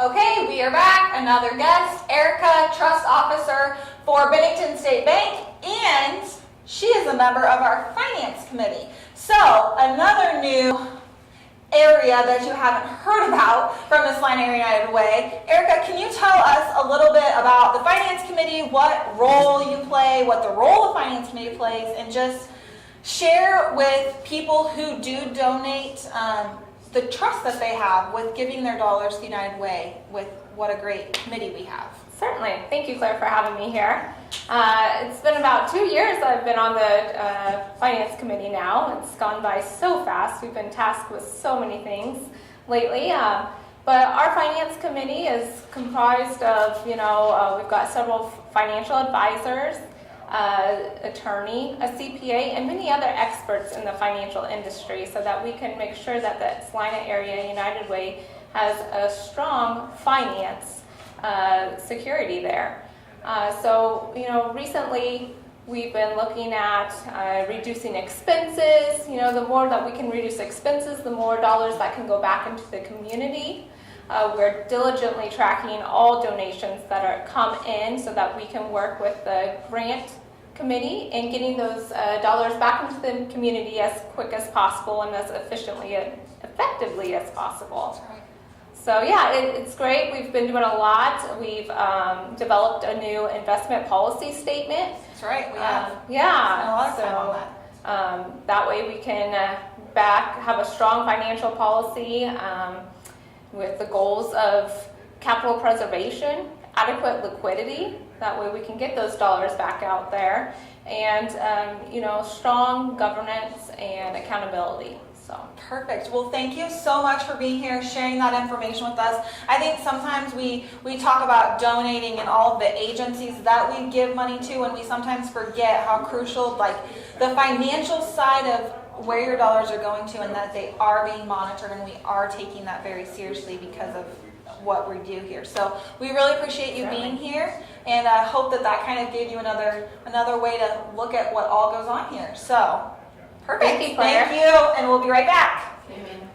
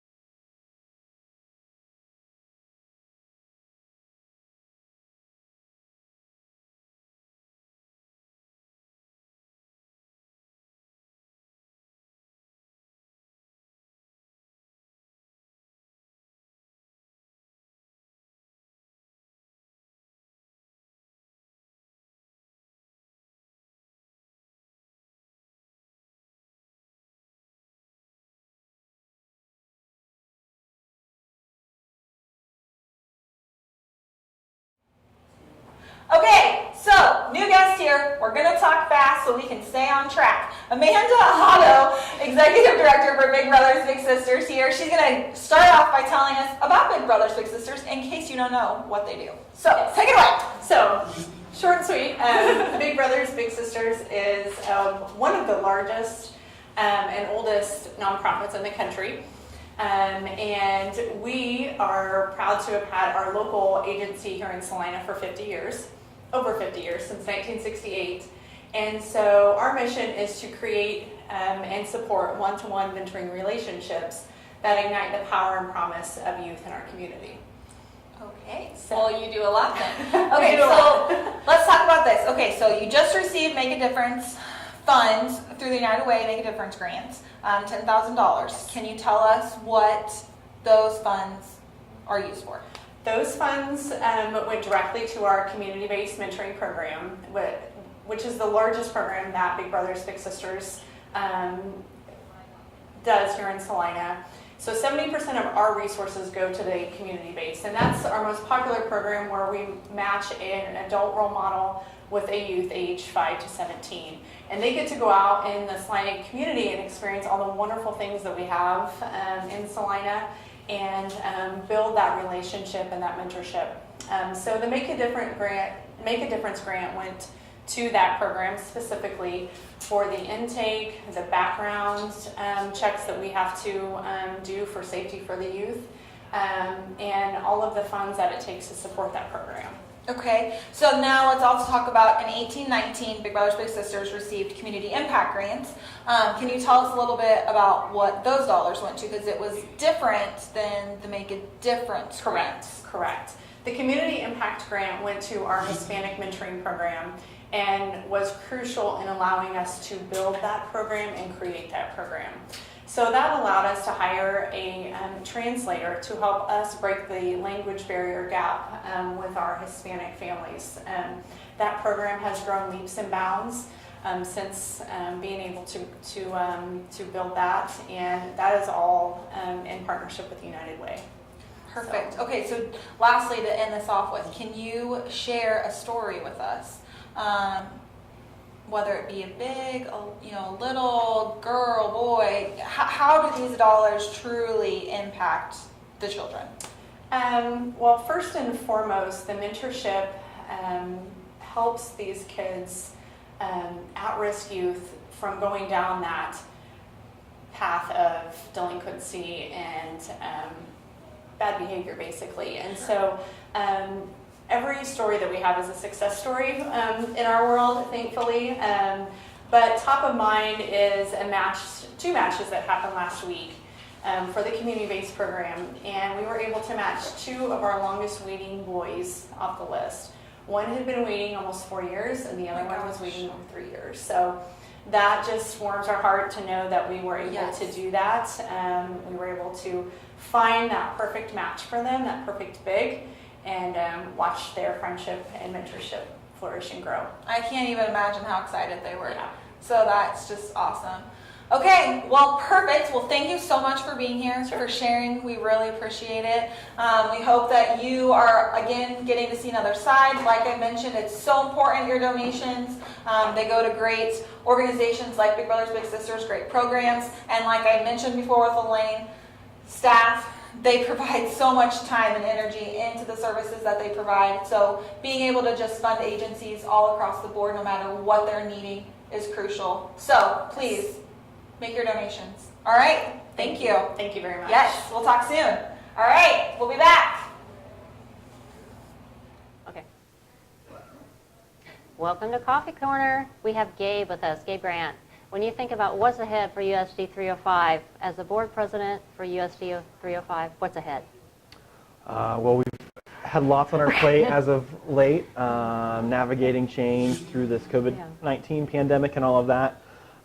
In the end of 2019, first of 2020, our organization started on a strategic planning mission, updating our strategic planning, kind of charting what's next for public education in Salina. That started with listening sessions with our staff, community members, several student groups, kind of analyzing what USD 305 is doing well, where we have opportunities to improve, and what a successful graduate looks like from Salina Public Schools in 2020. So we've been aggregating all that data, going through it as a board and with Superintendent Nexline, kind of looking for trends. Our community was very kind of together in growing students' social emotional awareness, growing critical thinking skills, and growing our students' communication abilities is kind of what they see, on top of the academics obviously, but kind of what's necessary for a graduate of Salina Public Schools in 2020. So we've tried not to let that fall by the wayside as we've been tackling other things over the past 6 or 8 months, but it's been exciting to go through that process and kind of set up what's next. Well, a year ago we did our strategic plan, and that is helping drive our direction with things that are happening now. And keep up the good work on behalf of the fact that the Salina United Way Board of Directors and the staff and the community, because education, one of our goals is to increase the graduation rate. And it sounds like with your strategic plan, you're going to continue that and continue moving that forward with all the students. So absolutely. Thank you for joining us on Coffee Corner. We appreciate you coming by today. Thank you.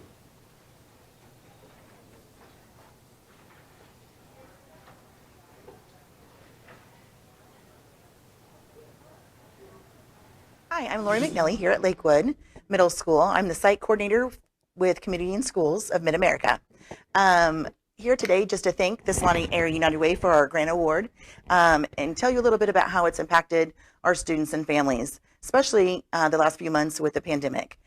We were able to use funds to provide supports through the summer.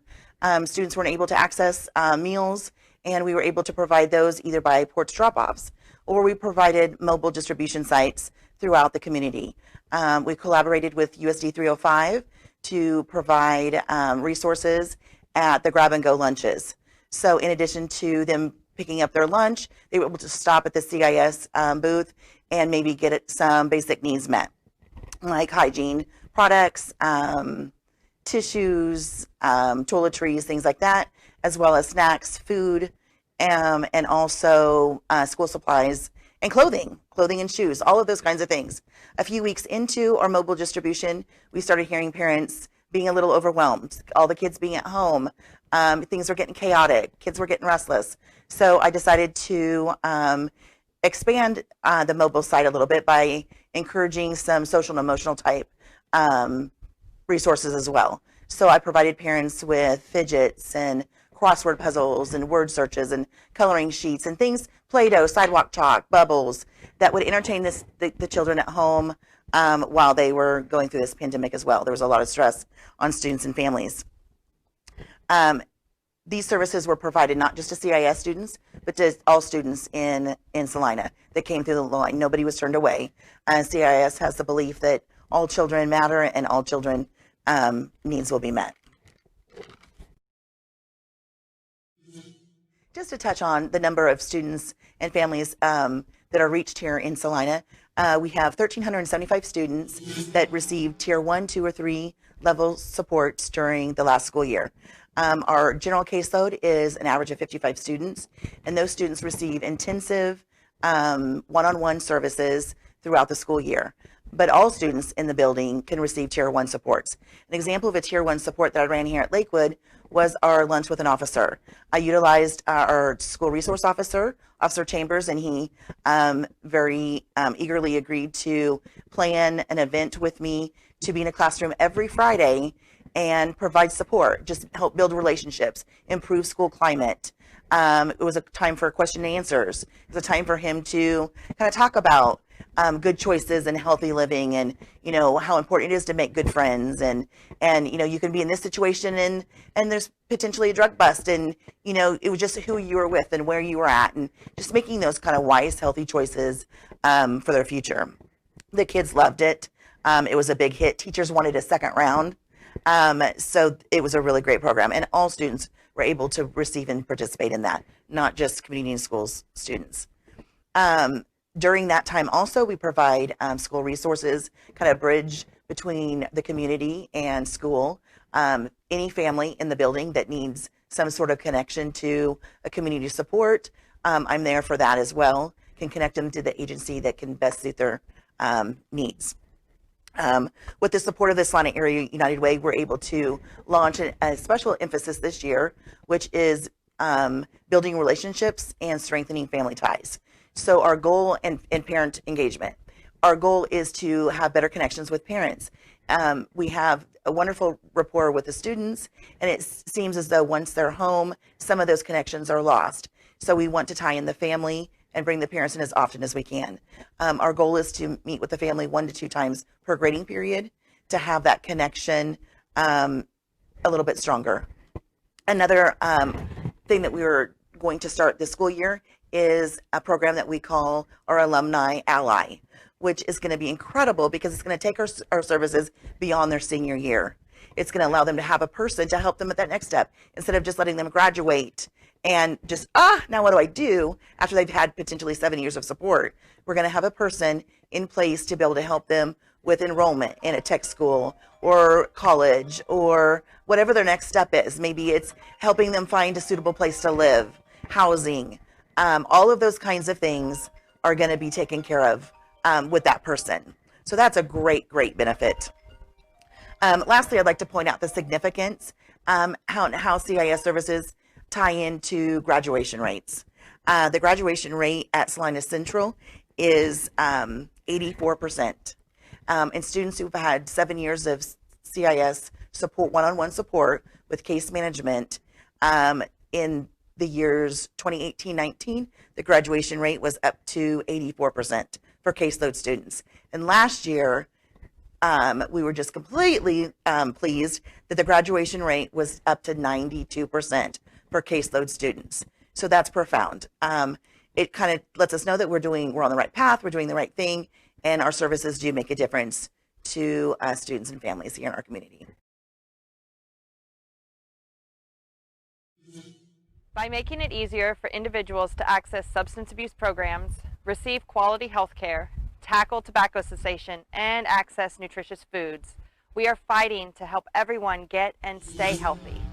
Hi, I'm Rachel, Wellness and Prevention Coordinator with CKF, Central Kansas Foundation.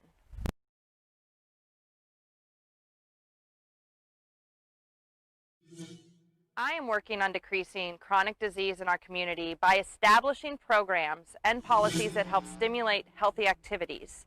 Chronic disease encompasses heart disease, cancer, and diabetes, and is the leading cause of preventable death in the United States.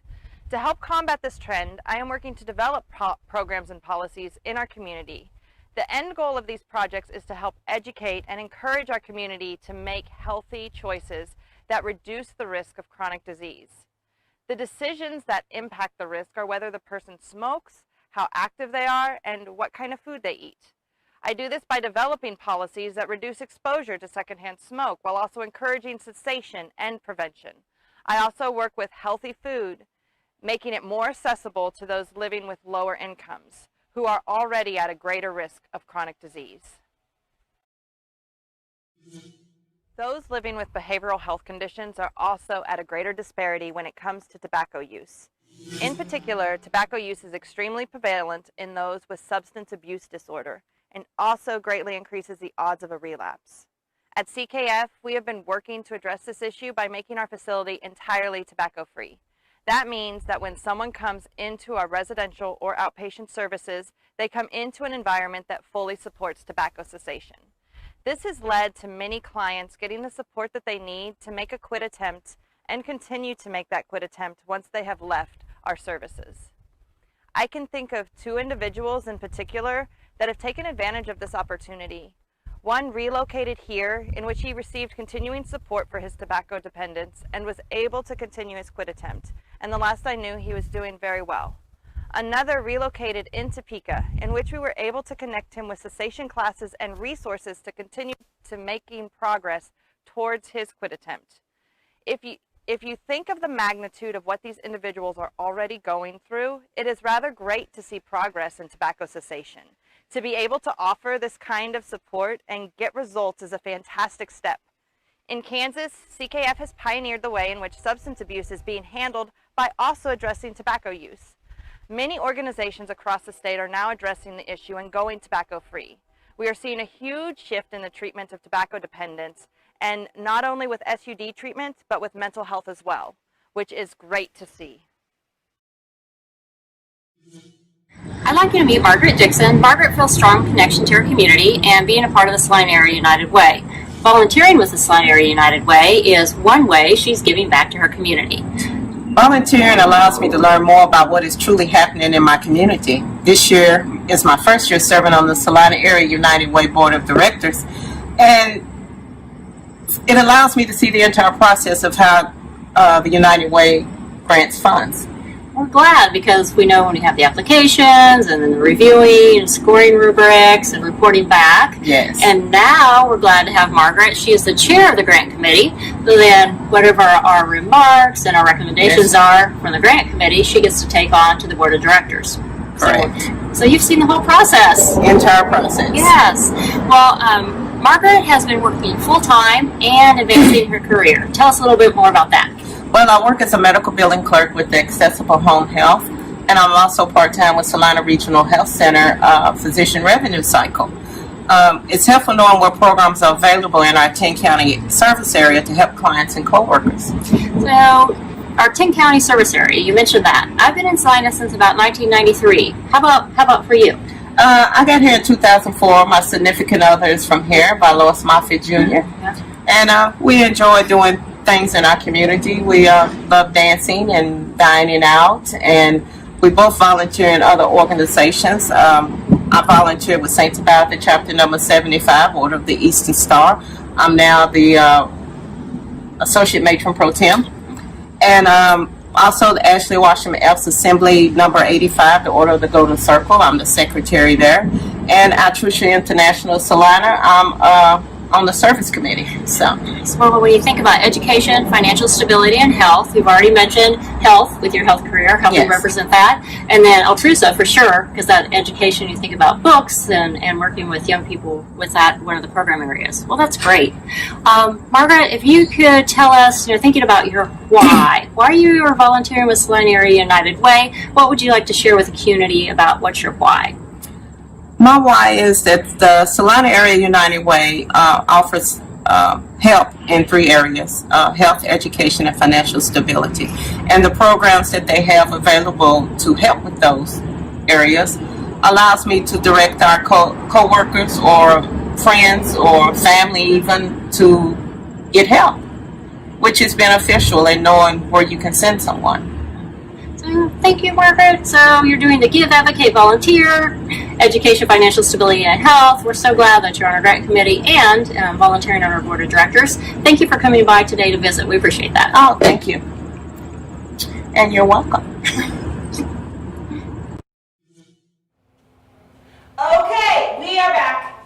Final drawing of the day, 1:45. You missed the past 3. This is your last chance, okay? So, Expressions Salon and Spa. Ooh. They can get things done at Expressions. Hair, nails, toes. You want a massage? You can get a massage. Okay, Brett, draw me a winner. Who's the lucky winner? Who is it? Daniel Craig. Daniel Craig! Board member. You are a board member, and he can get his hair done, his nails done, his toes done, a massage, anything he wants. Perfect. Okay, so hang on 1 second. Okay, so since you finally decided to show up to the party, Call out. I'm just kidding. You've been here all day. Right. Outside. Feel like it. I know, me too. Brett Mitchell, he is the treasurer for our board, the chair of our finance committee. Gonna tell you real quick, Brett, why do you get to put up with me every single day with the United Way? So lucky that I am. Well, I was born and raised in Salina, Kansas, and when I came back and started my career, I had some good mentors in my life that really taught me the appreciation for giving back, and United Way was always at the top of the list just because of all the pieces that they impact in the community, and thought it was a great time to help out with my services, my time, and my resources, and that's really what it came down to. Well, we are so fortunate to have you. You do a great job. As Erica mentioned earlier, the Finance Committee has been working really hard to help us just get our finances in order. So Brett does a great job leading us, and we're so grateful for you. So thank you for being here. Thank you for having me. I know, I try. Okay, now we're just going to pull somebody right in because I'm getting told we just are running out of time. It's already almost been 4 hours that we've been together. So here we go. We're bringing in Scott Bossmeyer. He is on our board. Come on, just keep coming. Just keep coming. Okay, he's on our board. He's our marketing chair. And he is here to talk about marketing. We're going to talk about a marketing thing. Just go right now. Start right now. Marketing, it's important that people get the message of what happens locally, what the United Way does, the impact that really we have in the community, where your dollars go. So it's getting that message out, communicating all of the things that really are happening that would otherwise not get out there. Well, and the committee was so crucial in planning this whole day. They played a huge role in just all of the marketing that we did Figuring for out the maybe event. we need some prizes. Exactly, prizes, Facebook Live, YouTube, all the places that you're looking. Okay, so now, I know why you're on the board, because I just beat you with a stick until you said yes, but why did you say yes, besides me beating you with a stick? I participated in a lot of campaigns, and I I guess I've learned over the years exactly the message that we're trying to communicate, why United Way is important in the community, what it is that we do, and through some of those campaign drives, I've definitely learned some things that keep me interested. Yes, and so real quick, we're going to talk about this for a second. Internal coordinator. So before you were at OCCK, you were at Dillon's. But let's talk about your role as an internal coordinator. What does that mean when we say we have internal coordinators, they're running our workplace campaign? How did you take that role and work to help people understand why it's so important to donate to the United Way? Well, you just really have to communicate with all of the people and realize what it is that is interesting to them. You have to know why somebody is going to want to donate. You have to really get some excitement going. You have to really tell people what it is that they're going to get out of something. Not that somebody has to feel like they're getting a direct reward, but they have to know how someone that maybe they know is going to be affected. All of the different programs. From telling employees that there's a Dolly Parton book program. You've got some kids, why don't you sign up? The tax program, take advantage of that. And so after people realize all of the things that happen, you drive some of that excitement, you get people interested, and then the donations are easy from there. That's right. Okay, so we're coming up on the end. Like I said, 4 amazing hours that we've been spending together, and I know that you all enjoyed every minute of it. So we're going to pull in a couple people. Let's move our chairs out of the way for a second here so we can make room. So we're going to pull a couple people back in here. We're just going to do a little wrap up, share a little bit of information because we have not bombarded you with enough today. So we got everybody in here? Yep, okay. Okay, so this year's campaign theme. Building bridges, okay? Yesterday, today, tomorrow. Reminder, United Way, we've been here for more than 80 years. We've been here since Community Chest. We've been here during COVID by starting our relief fund. And we're going to continue to be here until tomorrow because we know that it is so important to get these donations in, to help our community partners, to provide our programs to the community. It's crucial. So we really, really need you. This is your time to make a difference. To help strengthen our community, whether that be through volunteering, whether that be through donating, and one of the many ways that we have, whether it's going to UnitedWaySalina.org to donate, calling our office, coming to our office, mailing a check, cash, texting 2020 campaign to 41444. I hope that all of you have these awesome posters at your offices. They have the QR code here in the corner that you can use with your cell phone to donate. At your workplace, please go to your HR, ask them if they have pledge forms so you can donate through payroll deduction. That is crucial. Otherwise, just do whatever you can to figure out a way to give your time, whether that be donating, volunteering, advocating, any of those things. So that's what we need from you all today. Reminder, our goal, $550,000, folks. Okay, so we have brought back, it's not technically the campaign thermometer, we brought back a new version. We are using a bridge to go along with our theme. So be sure to check out either on 9th Street, right in front of Cap Fed, Ashley Furniture area. There will be a banner there where you can check to see where we are with reaching our goal. And then also downtown, right in front of American State Bank. There will be another banner there. So keep track of where we are. Do your part. Help us reach our goal. Help us be able to have dollars to put back into our community. Help our agencies be able to provide the services that they are so highly skilled and trained at providing so that they don't have to worry about where their dollars are going to come from. Right now, we really need this more than ever because of COVID. We know that our agencies are going to have unexpected expenses continue to arise. And so we need to be there and be prepared to help them during that time. Lastly, we want to thank our sponsors, American State Bank, Capital Federal, First Bank, Crazy Eggs Tent Rental, Next Tech Wireless, and then of course all of our businesses that donated prizes today and that will be given out once you turn in your pledge forms and donate. Steeple Theater, Ashley Home Store, Blue Sky, the Country Club Golf Course, Expression Salon and Spa, Salina Community Theater, Sanity, Great Life, Martinelli's, and Rebecca James. Without these donations, we wouldn't have been able to have awesome prizes for all of you and give back to our community that way. Lastly, you guys got anything else to add? I feel like I just talk. You did a great job, but get out there and donate. Yep. Yes, please We do need your you. part. We need you. Your community needs you, and this is really the prime opportunity to be able to do that. So, with that, what time we got? Thank you. 1:57. You know what? I have 3 more minutes. I could stand here and talk and gab if you haven't had enough. Just kidding. I won't do that. We'll wrap this up, but thank you so much for joining us. If you logged on and checked us out via Facebook or YouTube, or if you were able to come down, get some lunch, and hang out with us, we really appreciate it. And we hope that this was beneficial, informative, and you have a better idea of what we're trying to accomplish here at the Salina Area United Way. Thank you so much.